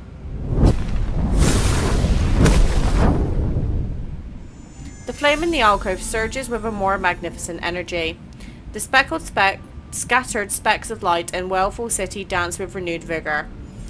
They descend onto the rooftops, streets, and plazas, as if welcoming the imminent journey home.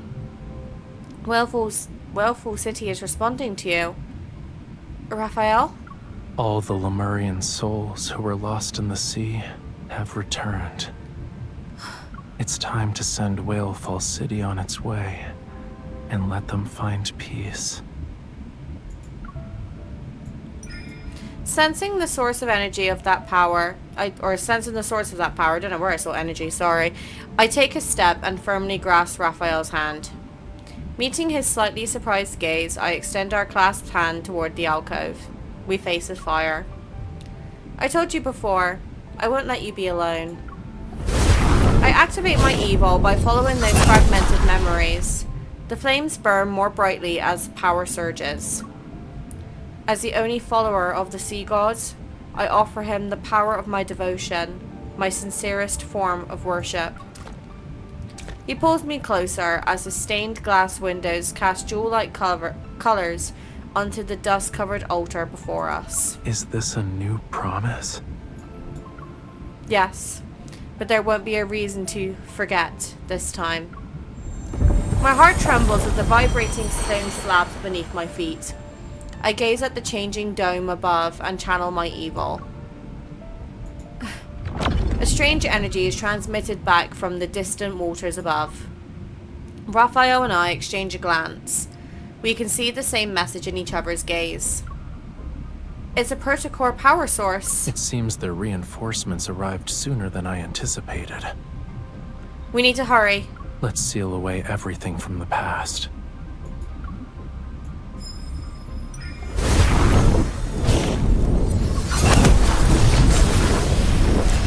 The flames in the walls and niches roar upward. Water violently churns. An invisible force seeming to be waging waging a tug of war between the city and the deep sea. The temple's walls emit a deep, mournful groans. They resist, yet also yield. With the sea god's power as a sacrifice, ride the opposing tides and return to the fathomless abyss. Flames gather and solidify in his palm as the ocean is plunged into chaos and darkness. The metaflux erupts in successive explosions. Each vanishes immediately after, yet they continue to appear in an endless stream. Damn it. Ignore them. First, we... The flames that have almost left from their sacred spots begin to tremble. Their intensity unexpectedly weakens. As the source of this power, Rafayel has tightly closed his eyes. He looks unnaturally pale. What's happening? There's something wrong with the flow. Rafayel? I'm fine. You're not fine. It's because of those... No. This is a price that must be paid. To demand a perfect outcome from the sea, you must willingly pay the most painful price. But compared to letting Whalefall City fall into those people's hands, this pain is nothing. Only when the sea god sacrifices everything to ignite the flame in the alcove can the sea god and Whalefall City return. I finally understand what Amu meant. You and the temple have to... Don't worry. I can make it. Leave. I'm not leaving you behind!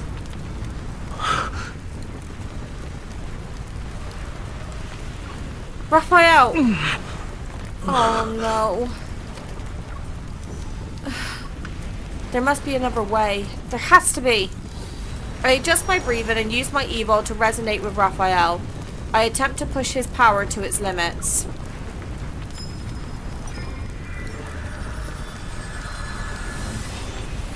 Again.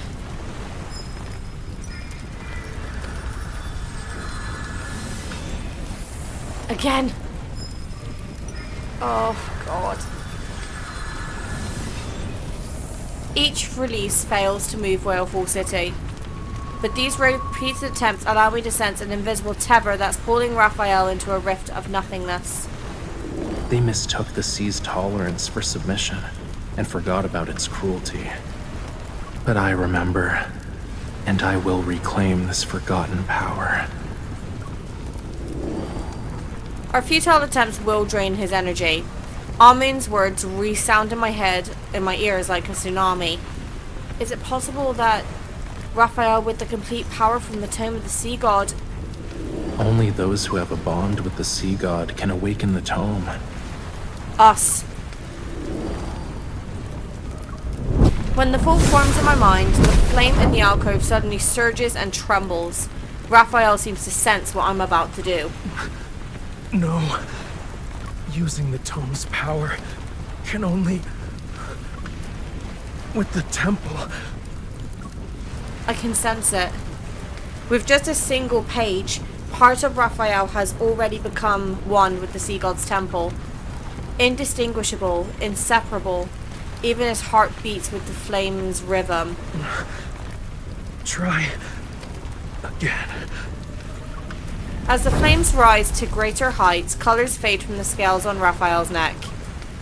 Like ash left behind by fire, it's slowly being devoured from the tip. The beautiful hues vanish as quickly as the most brilliant fireworks. Wanting to stop it, I rush forward, but I can only helplessly watch them fade. His tail turned ashen and lifeless in the blink of an eye. We can't wait anymore. What did Rafayel do back then? A pain rises in my fingertips with that memory. I clench my fist and invoke our covenant. The dagger materializes in response to the summons. I take it from Rafayel's hand and press it into our hands. Our blood merges and the warm fluid falls from our clasped hands. It lands on the altar. I close my eyes and let light and sound sink into the sea.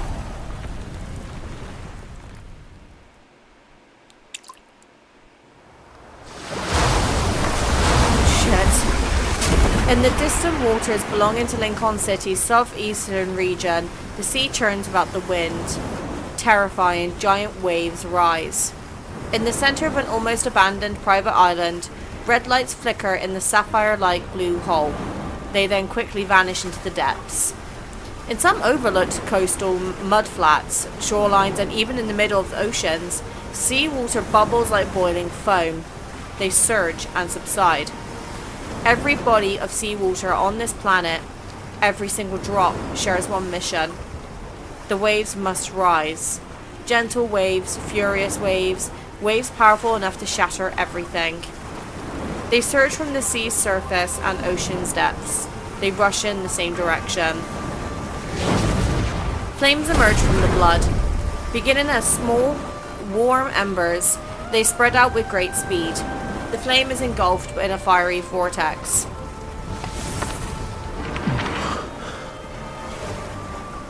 The colonnades and stone sculptures transform into ghostly silhouettes. The seawater loses its natural hue and evaporates into mist before being infused with countless golden runes. I sense violent tremors in the distance. Suppressed power splits mountains and levels the seabed.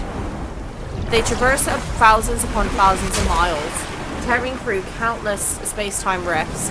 They surge to the water above the temple. They flow toward their sea god. Right, she knows, I'm sorry. Rafayel! His grip on my hand tightens. I can feel him tremble as that immense power flows into his body. The power in his palm is no longer a calm sea. It now screeches like thunder. It roars as it engulfs everything in its path. Meanwhile, the fire in the alcove insatiably devours the sea god's divine power. Rafayel sways slightly, relying on his pale, deteriorating tail for support. This power is sufficient to move Wellfall City, yet the owner of this power has merged with the sea god's temple. I strain to stand on my tiptoes and I hold his hand. Rafayel. The sensation in my palm goes increasingly faint. It's akin to dissolving sea foam. My hand passes through Rafayel's fingertips several times.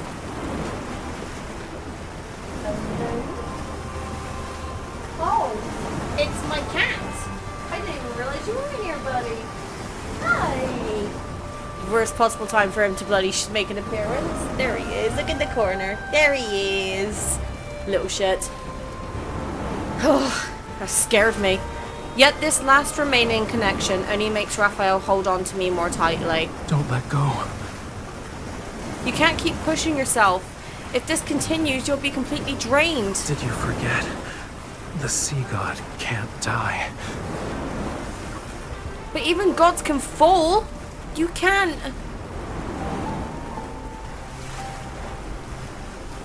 Trembling fingers brush against my eyelashes. I never knew tears could quickly cool underwater. You're letting me go just like that? Didn't you make a promise to never leave me alone? You already changed your mind? We have a covenant between us. If I call for you again, maybe you'll... I want to finish this lie, but it's as if something is choking me.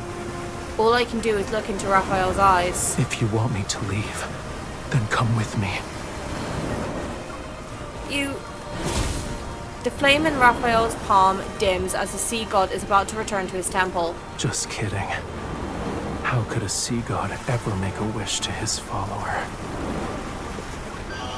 Strange noises belonging to submersibles are above the spire.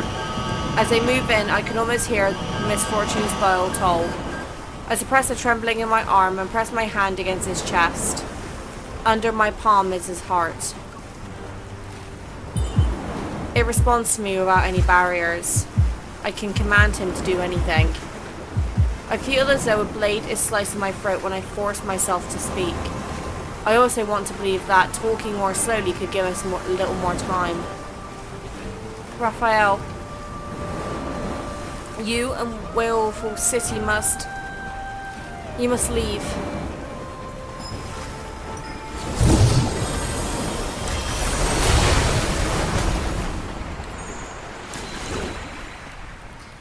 Powerful forces threatening to tear everything apart make peace return. Massive waves subside, and the boiling sea grows still. The final strand of golden light wraps itself around Raphael's fingers as roaring seawater recedes into the abyss. He bends down to embrace me. He can no longer defy fate. On an ordinary weekend, an idle afternoon, or a meaningless, normal day. If you want to see me again, you'll have to wait a very, very long time.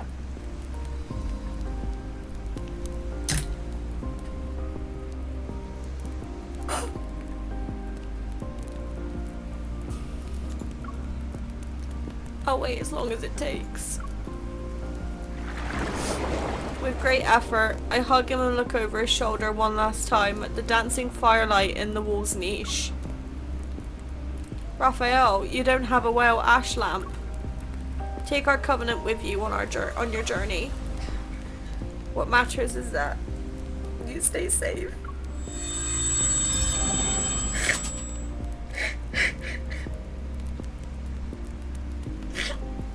How long will you be gone? It's hard to say. Maybe it'll be a year or two, a century or more. Perhaps even longer than that. Don't worry. Even after I'm gone, you and Ramiro will survive. Oh my god, my eyes. Ah! This is a god's promise to you. This is a waterproof mascara and it's still stinging my eyes.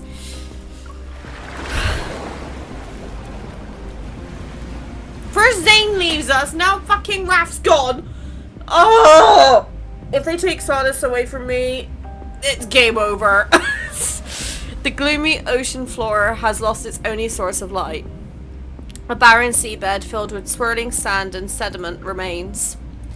The invaders' submersibles have nowhere to go. They've suspended in the empty vastness of the deep sea. The prize they had devoted everything to plundering has vanished into the cracks of space-time forever. Not a single word remains. No traces are left.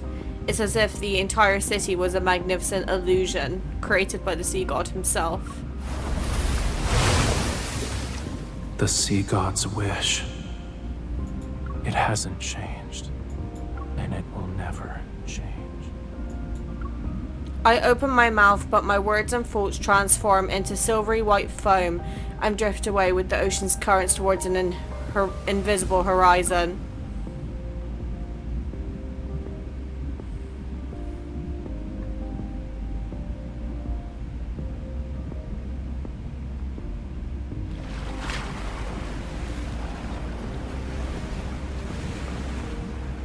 Rafayel, goodbye.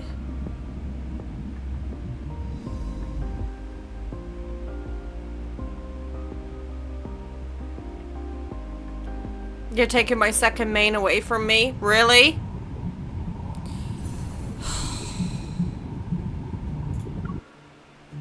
It's not even over. Oh, fuck. God, you guys are in for a treat with how long this video is going to be. Jesus.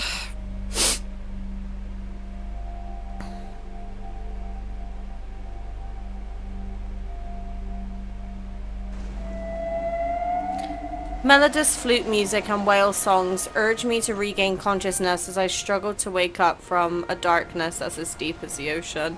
How dare you fucking play this music right now, Infold? I actually hate you. The harsh sunlight stings my eyes. It's impossible to open them. Waves gently lap against my back when I realize I'm lying on the beach. I don't feel any pain, so I probably haven't been injured. I recall the sudden shift in the current before I was about to drown. Raphael. He changed the tides as he left and brought me to the shore. The tremors from resonating too many times still course through my veins. Pain explodes in my chest and spreads to my fingertips. Memories of my farewell to Raphael play chaotically in my mind. It's like the scenes from a movie have been cut into pieces and haphazardly reassembled.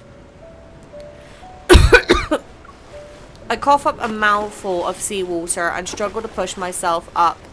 but I repeatedly fall back into the waves. The seawater has reached my nose and mouth. The tide is coming in.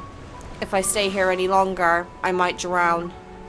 I forcefully push aside these churning emotions and try to forget those persistent images from my mind. I need to find a safe place first. I can't fall here. I struggle to my feet again and again, only to fall back into the waves. Accompanied by shouts, the sound of several footsteps reaches the beach. Help me.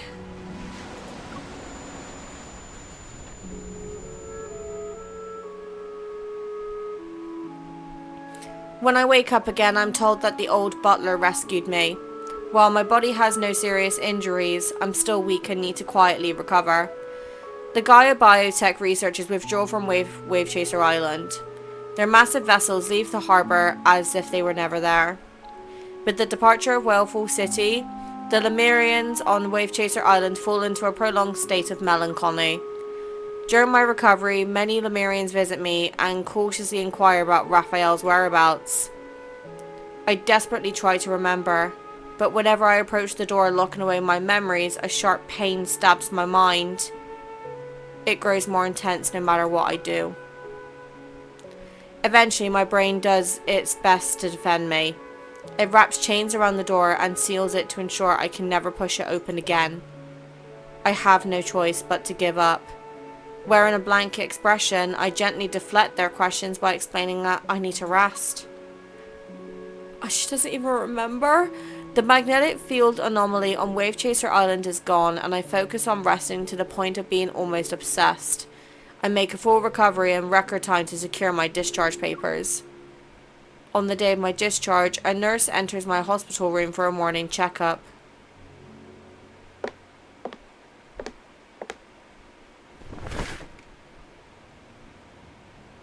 I close my eyes in response to daylight flooding in.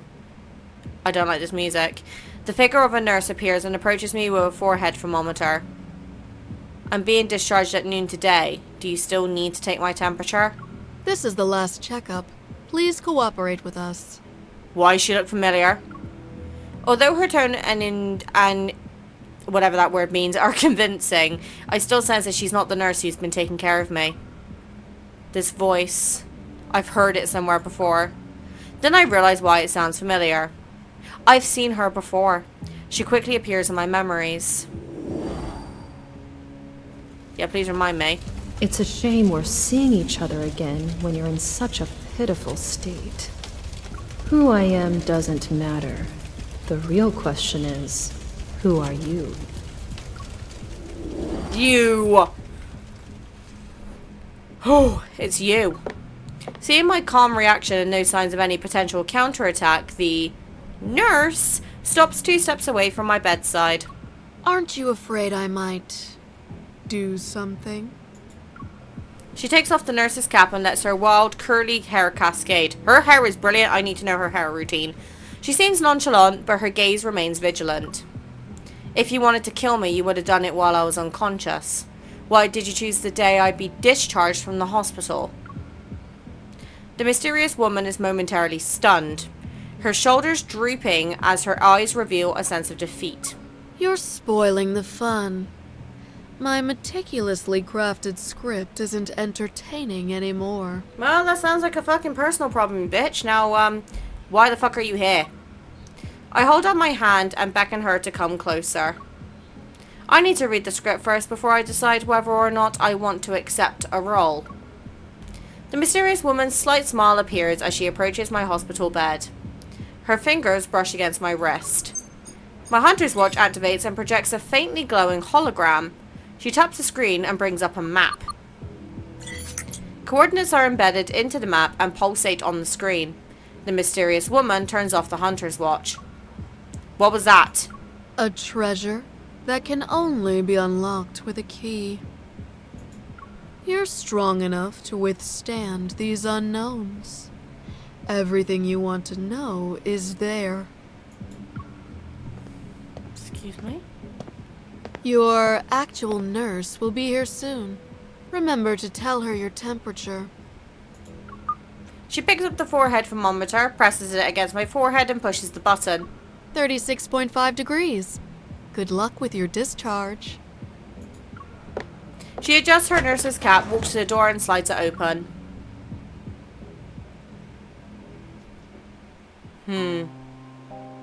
My stay at the hospital ends. After returning to Lincoln City, work has almost numbed every cell in my body. But I don't dare to stop. I'm afraid that in the middle of the night, those scenes branded into my memory will find me and tear my consciousness into fragments. When the long passage of time softens that pain, I find the courage to look at the southeastern waters when passing along the coast. A part of me seems to have vanished with Rafayel. This emptiness has forced me to float aimlessly. Every word he spoke during our farewell, those fleeting expressions, burst through the floodgates of my memory. They replay endlessly in my mind. One day, I should have asked him if his seagulls needed to be fed, even though they might never see Rafayel return.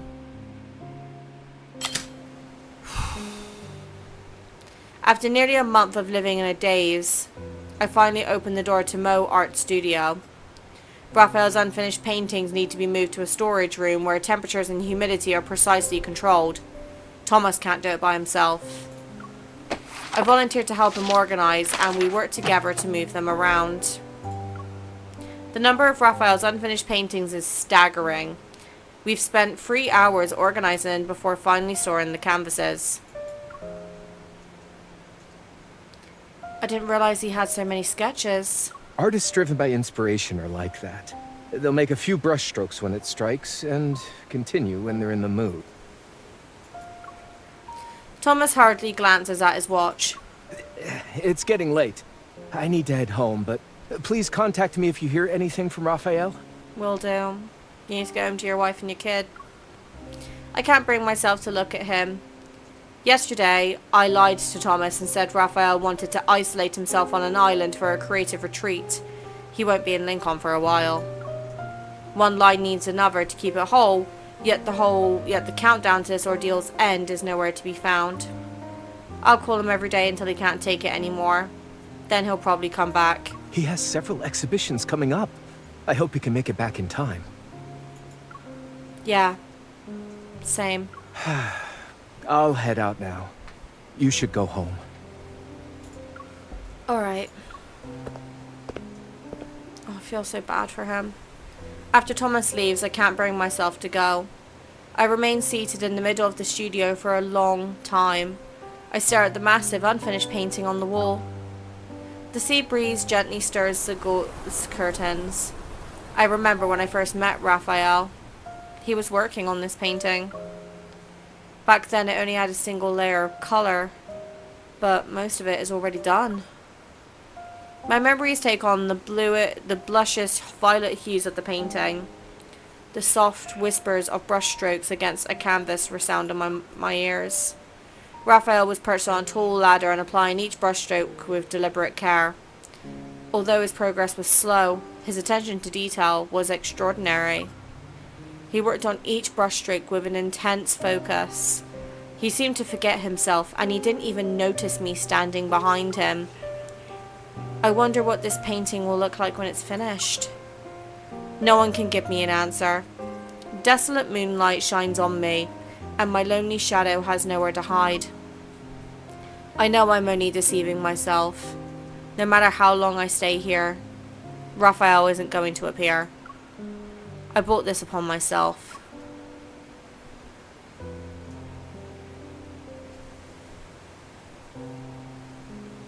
Before leaving, I take one last look at the empty studio and whisper to someone who isn't there. Goodbye.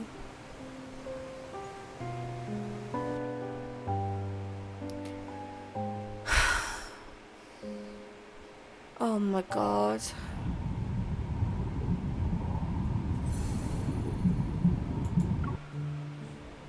I wonder how many more chapters we got left. Because usually they add a couple of battle ones at the end, so...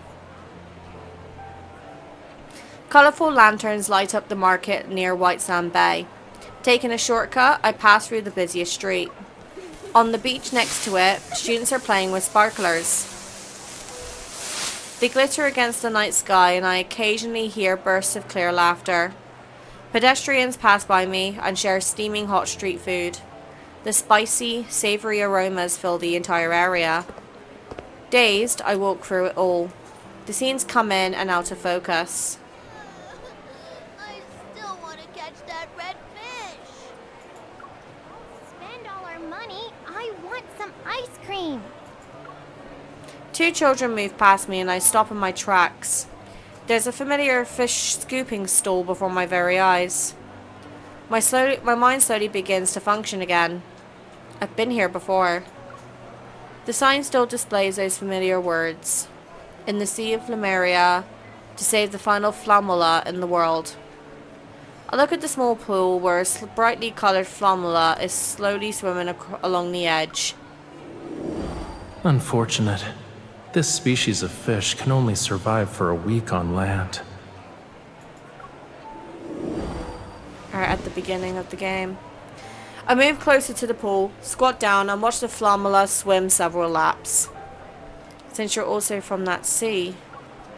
I pay the vendor for a fishing net and position myself along the flammula's swimming route. Aim, dip and scoop, and fail. The flammula that was leisurely swimming suddenly launches itself as if it were doing a 100-meter sprint. It zigzags through the water to avoid my net. Why are you so fast? How did he catch it back then? I try to remember Rafayel's technique from that time. When the flammula swims into a corner, I use the narrow space to my advantage. I block its path with the net and scoop it up in one swift motion. It works. I catch the proud flammula while it is showing off in the pool. Rafayel, look, I did it! I turn, but no one's there. I can only look at the unobstructed path along the street that leads to the coast. The bustling crowd comes and goes, but he won't appear again. No one will show me how to catch fish or tell me what the red fish is called. I look at the small fish in my net. Its breathing is swallow, and its stomach rises and falls as it struggles to stay alive. The fish is gonna slip away, you know. Startled, I turn around again and look towards the source of that voice. With his arms crossed, Rafayel stands behind me. It's like when we first met. Rafayel.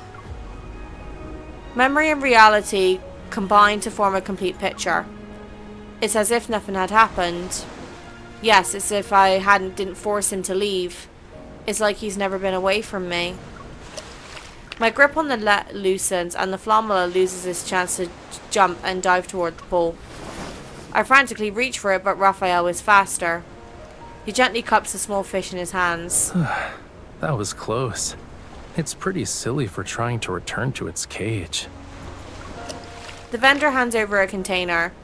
Rafayel gently places the flammula into the water before gently touching the fish's forehead. The fish gracefully sways its tail to create a string of water droplets. It's livelier compared to when it was in the pool. Should I take this one home too? I wonder if Reddy needs a new friend. Or I could just return it to the sea.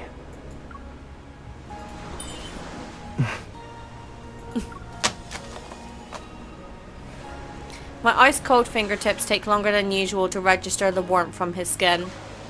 Are you ready, Rafayel? Yeah, the real deal. If you don't believe me, you can pinch me to make sure.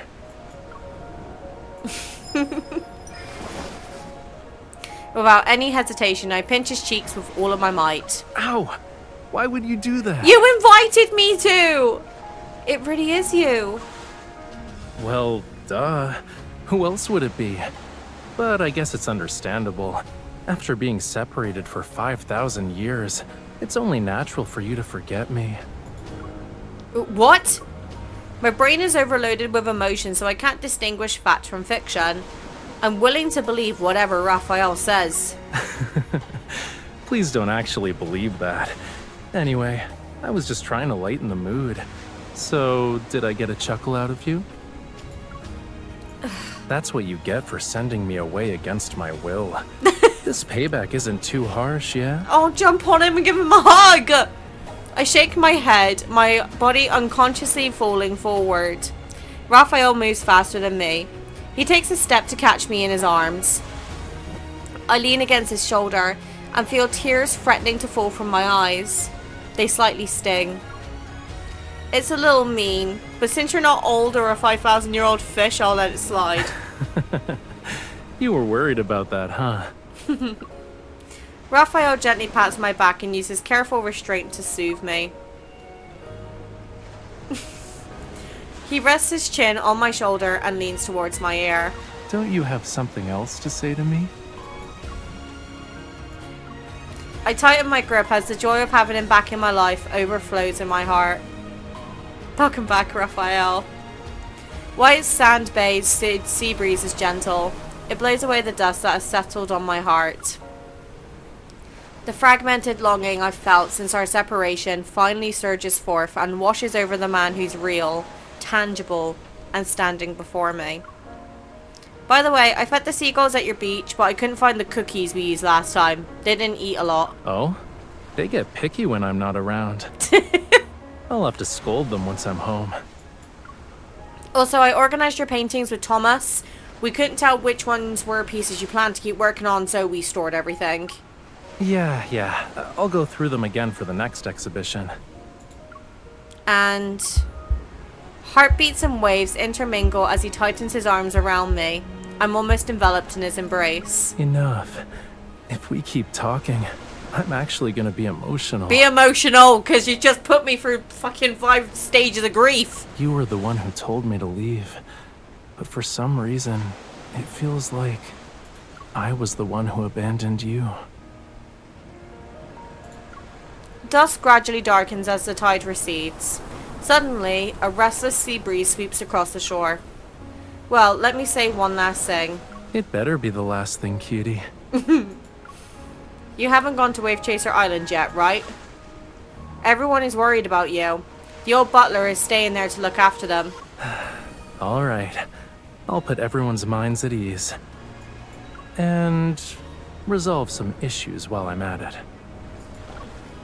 Seemingly sensing my unease's return, he gently takes my hand to convey a silent reassurance through the calm sea air. Fading sunlight sinks into the waves, and only the tide's refrains repeats before night falls. He's not gone, he's back! Ah! Rain cascades onto the city. The night scenery is transformed into a palette of neon colours. The square is nearly void of pedestrians. Only hunters wearing uniforms, busy coordinating their movements or hurrying back and forth. Only one magnetic field anomaly remains. It's expected to be cleared tonight, then the city will return to normal. But just as everything is about to be wrapped up, the magnetic field that had dissipated reappeared in a more hidden crevice, and it starts to expand once again.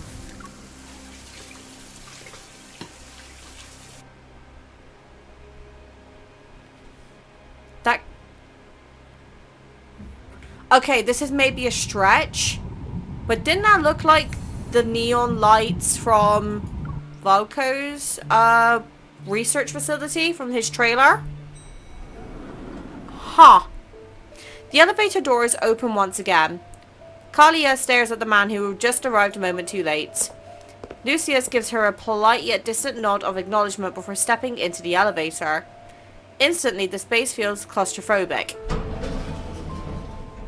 Was the meeting announced on short notice because the Fountain of Otome reached a breakthrough? An actual worthwhile discussion would be how Gaia Biotech used massive resources without even a trace of Whale Falls City to make up for it. That sounds like a personal problem. Don't blame me for what those opportunists did. Kalia stares at the numbers flashing overhead and makes no effort to hide the satisfaction in her eyes. So long as it helps her awaken faster, I'm willing to let anyone become her side dish. Awaken? Lucius narrows his eyes. He'll try extracting one final piece of information. You've encountered her? A lost child needs a little bit of guidance to find the right path. Otherwise, I'm afraid the price you'll pay, Professor Lucius, will be greater than just the Fountain of Otome. Her final words still hang in the air as the elevator doors open. With no response from Lucius, Kalia's enthusiasm decreases. When she finally turns to see the laboratory before her, she blatantly mutters a curse under her breath. Laboratory? Put away your pointless enthusiasm, Kalia. Kalia. The time to guide her is already gone. Electronic displays diffuse and interweave throughout the space. Meanwhile, figures, both virtual and real, have already taken their positions. Only 2 empty spots remain. The old man in the center appears to have left his hospital room. Behind him is a screen that's significantly larger than the control panel. Regardless of the cost, we must make her return immediately. I hate to break it to you, mate. She ain't gonna listen to you. Aren't we being too hasty? Everyone present is clearly... She walks towards the flickering inorganic screen. Her slender fingers tap on several silent figures. Unprepared. Time is running out. The grand eradication is almost upon us. The what? Maybe this has been mentioned before and I've just not recalled, but... The what? Everything is silent as if those words stole the voices of the people in the room. Time passes. Then Lucius is the first to break the silence. Already? According to the latest decryption of the signals from Deepspace, I thought we'd at least need... Yes, the hunters have resolved most of the magnetic field anomalies. However, those are merely the planet's last desperate gasp for survival. The rules cannot be reversed. As for the signals, we've never been able to decode the most crucial section. It led to our incorrect estimation of how much time we had. On the holographic screen, the floating magnetic field collapses, deconstructs, and reconfigures. It's like a jigsaw puzzle missing countless pieces. After a brief cessation, the magnetic field anomalies will converge and burst again. Just trying to think back. This confirms the warning in the signals. The grand eradication is here. Oh my. What are we going to do? I still haven't witnessed the full extent of her power. If I die without knowing the truth, I'll have regrets. Then make yourself useful and contribute something better than your own self-interest. I don't like you. Professor, you don't need to be so riled up. I just wanted to... Enough. Save your bickering for later. Once we've emerged as the victors, you'll have all the time in the world to argue. The old man clasps his hands together, his thoughts drifting to a distant place. We can't wait any longer. There's no more time. This is our only chance.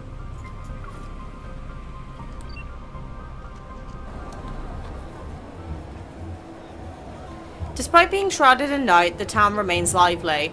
On an observation deck facing the street, several people sit outside the range of the street lights. Careful not to draw any attention, they speak in hushed tones. Xavier? Hold on! We just had Xavier, then we go to Rafi, who leaves us and then comes back, and now we're back to Xavier. Oh my god, this game is giving me whiplash. Xavier stands with his hands in his pockets and listens quietly. The third protocol is specifically designed for extreme situations. When activated, every backtracker must be informed. It doesn't matter if they're part of the procedure or still willing to honor their oath. It is simply a matter of giving a warning. A few raised inflections betray the hidden anxiety that one of the backtrackers can't suppress. Xavier doesn't rush them. Stars awaken in the night sky, only to be quickly veiled by drifting clouds. In a daze, he thinks that night's oaths again. He turns to seek the gaze, which is always by his side. Yet he only sees the road he once walked. The night's darkness has swallowed it whole.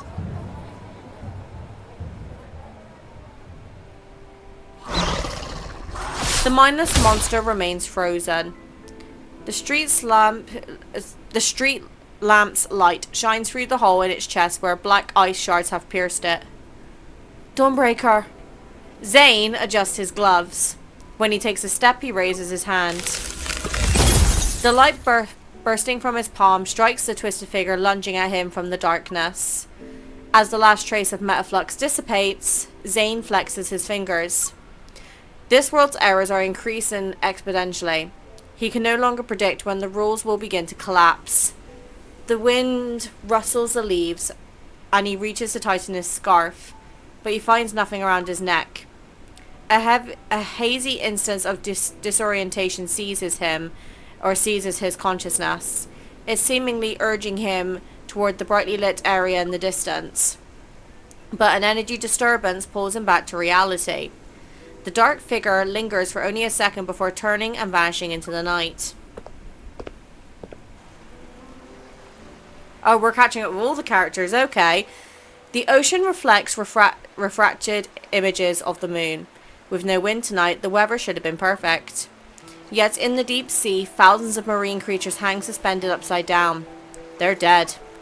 According to the old butler, this has been happening in multiple regions over the past few days.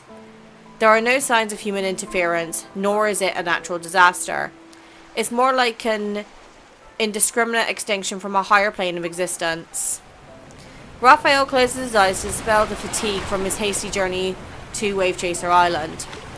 He seems to hear the ancient prophecies echoing from the tomb of the sea god again. The mark beneath his collarbone faintly burns as Rafayel turns to look into the distance. At the horizon, the sea and sky blend into one. A storm is slowly brewing.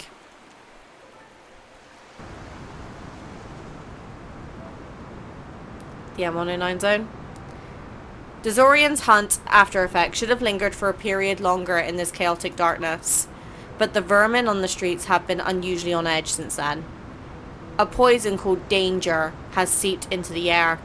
Even the unusually perceptive inhabitants here can't identify its source. The only one who might know is perhaps Silas. My husband! The violent disturbance passes unimpeded through the deep space tunnel.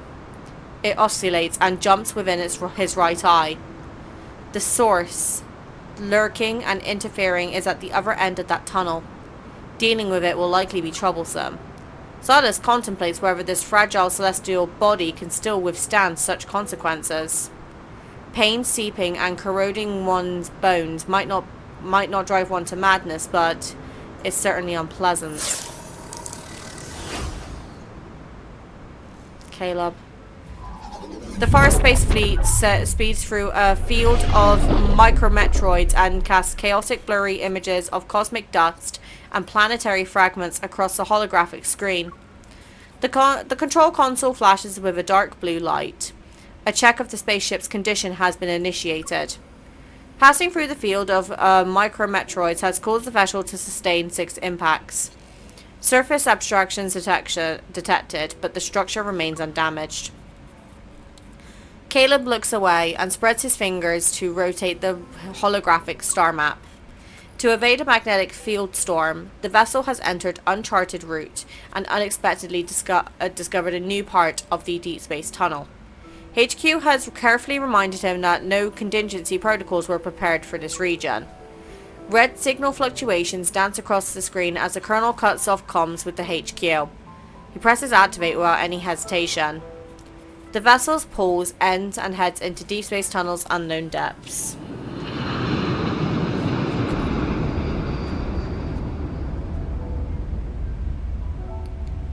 This brilliant celestial body provides humanity with its most general cradle.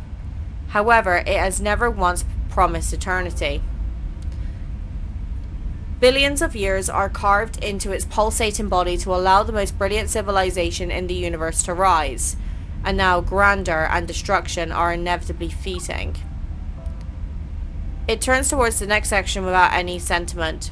Carrying countless stars, it shall meet an absolute destruction or a brilliant rebirth. Oh, okay. That's gotta be the end of the main story now, huh? At least for now. Yeah, we got our bowels. Okay. Assuming there's nothing further on this, that was actually insane. You guys were warning me that I was going to get emotional because of Raph. You guys were certainly correct on that because holy shit. I'm glad I managed to get this done before double upload month August started. Now I am upset that it did take me as long as it did, so I do apologize for that to get this done. So I will try to get this out to you as quick as I can. But if Valko was supposed to be in this next section, welcome to my private research facility just keeps like ringing in my head. Maybe he knows something that we don't. Hey buddy. And I don't know, it's just, this just makes me more determined for Info to bring Valko back, because I want to see what they initially wrote. I don't want to see the rewritten version. I want to see what they originally planned. Hopefully we get some news from them soon. I'm sure that they're probably staying quiet because of the situation. Maybe it's going to be good news, maybe it's not, but we'll see. I think it's the silence that's mostly putting players on edge at this point, and I don't blame people because we've been certainly on edge too. Like, we have been chatting every day in the content creator chat, and we have literally not heard anything, and it is getting genuinely very upsetting now. But hopefully the silence will be answered in a couple of days by the time I get this out. But we never know. But the fact that I don't... So they said that Rafayel was going to be... Rafayel's myth was going to be... Loki, stop. Was going to be revealed in July. We're nearly at the end of July now. So I have a gut suspicion now that they'll probably either A, release a preview, or B, release a post about it.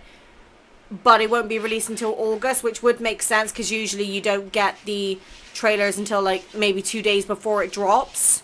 So it would make sense. But if they're planning on bringing Valko back, maybe they haven't said anything because they're having to redo a schedule. I have no idea. I'm just making speculation. But my cat is being needy, so I'm going to go get him sorted out. Hopefully you guys enjoyed this. If I missed anything or should be reading like any particular World Underneath or anything like that, please let me know and I'll try to get round to reading it. So at least I have the knowledge there rather than, you know, post it. And I will see you guys in the next one. So take care, everybody. Bye.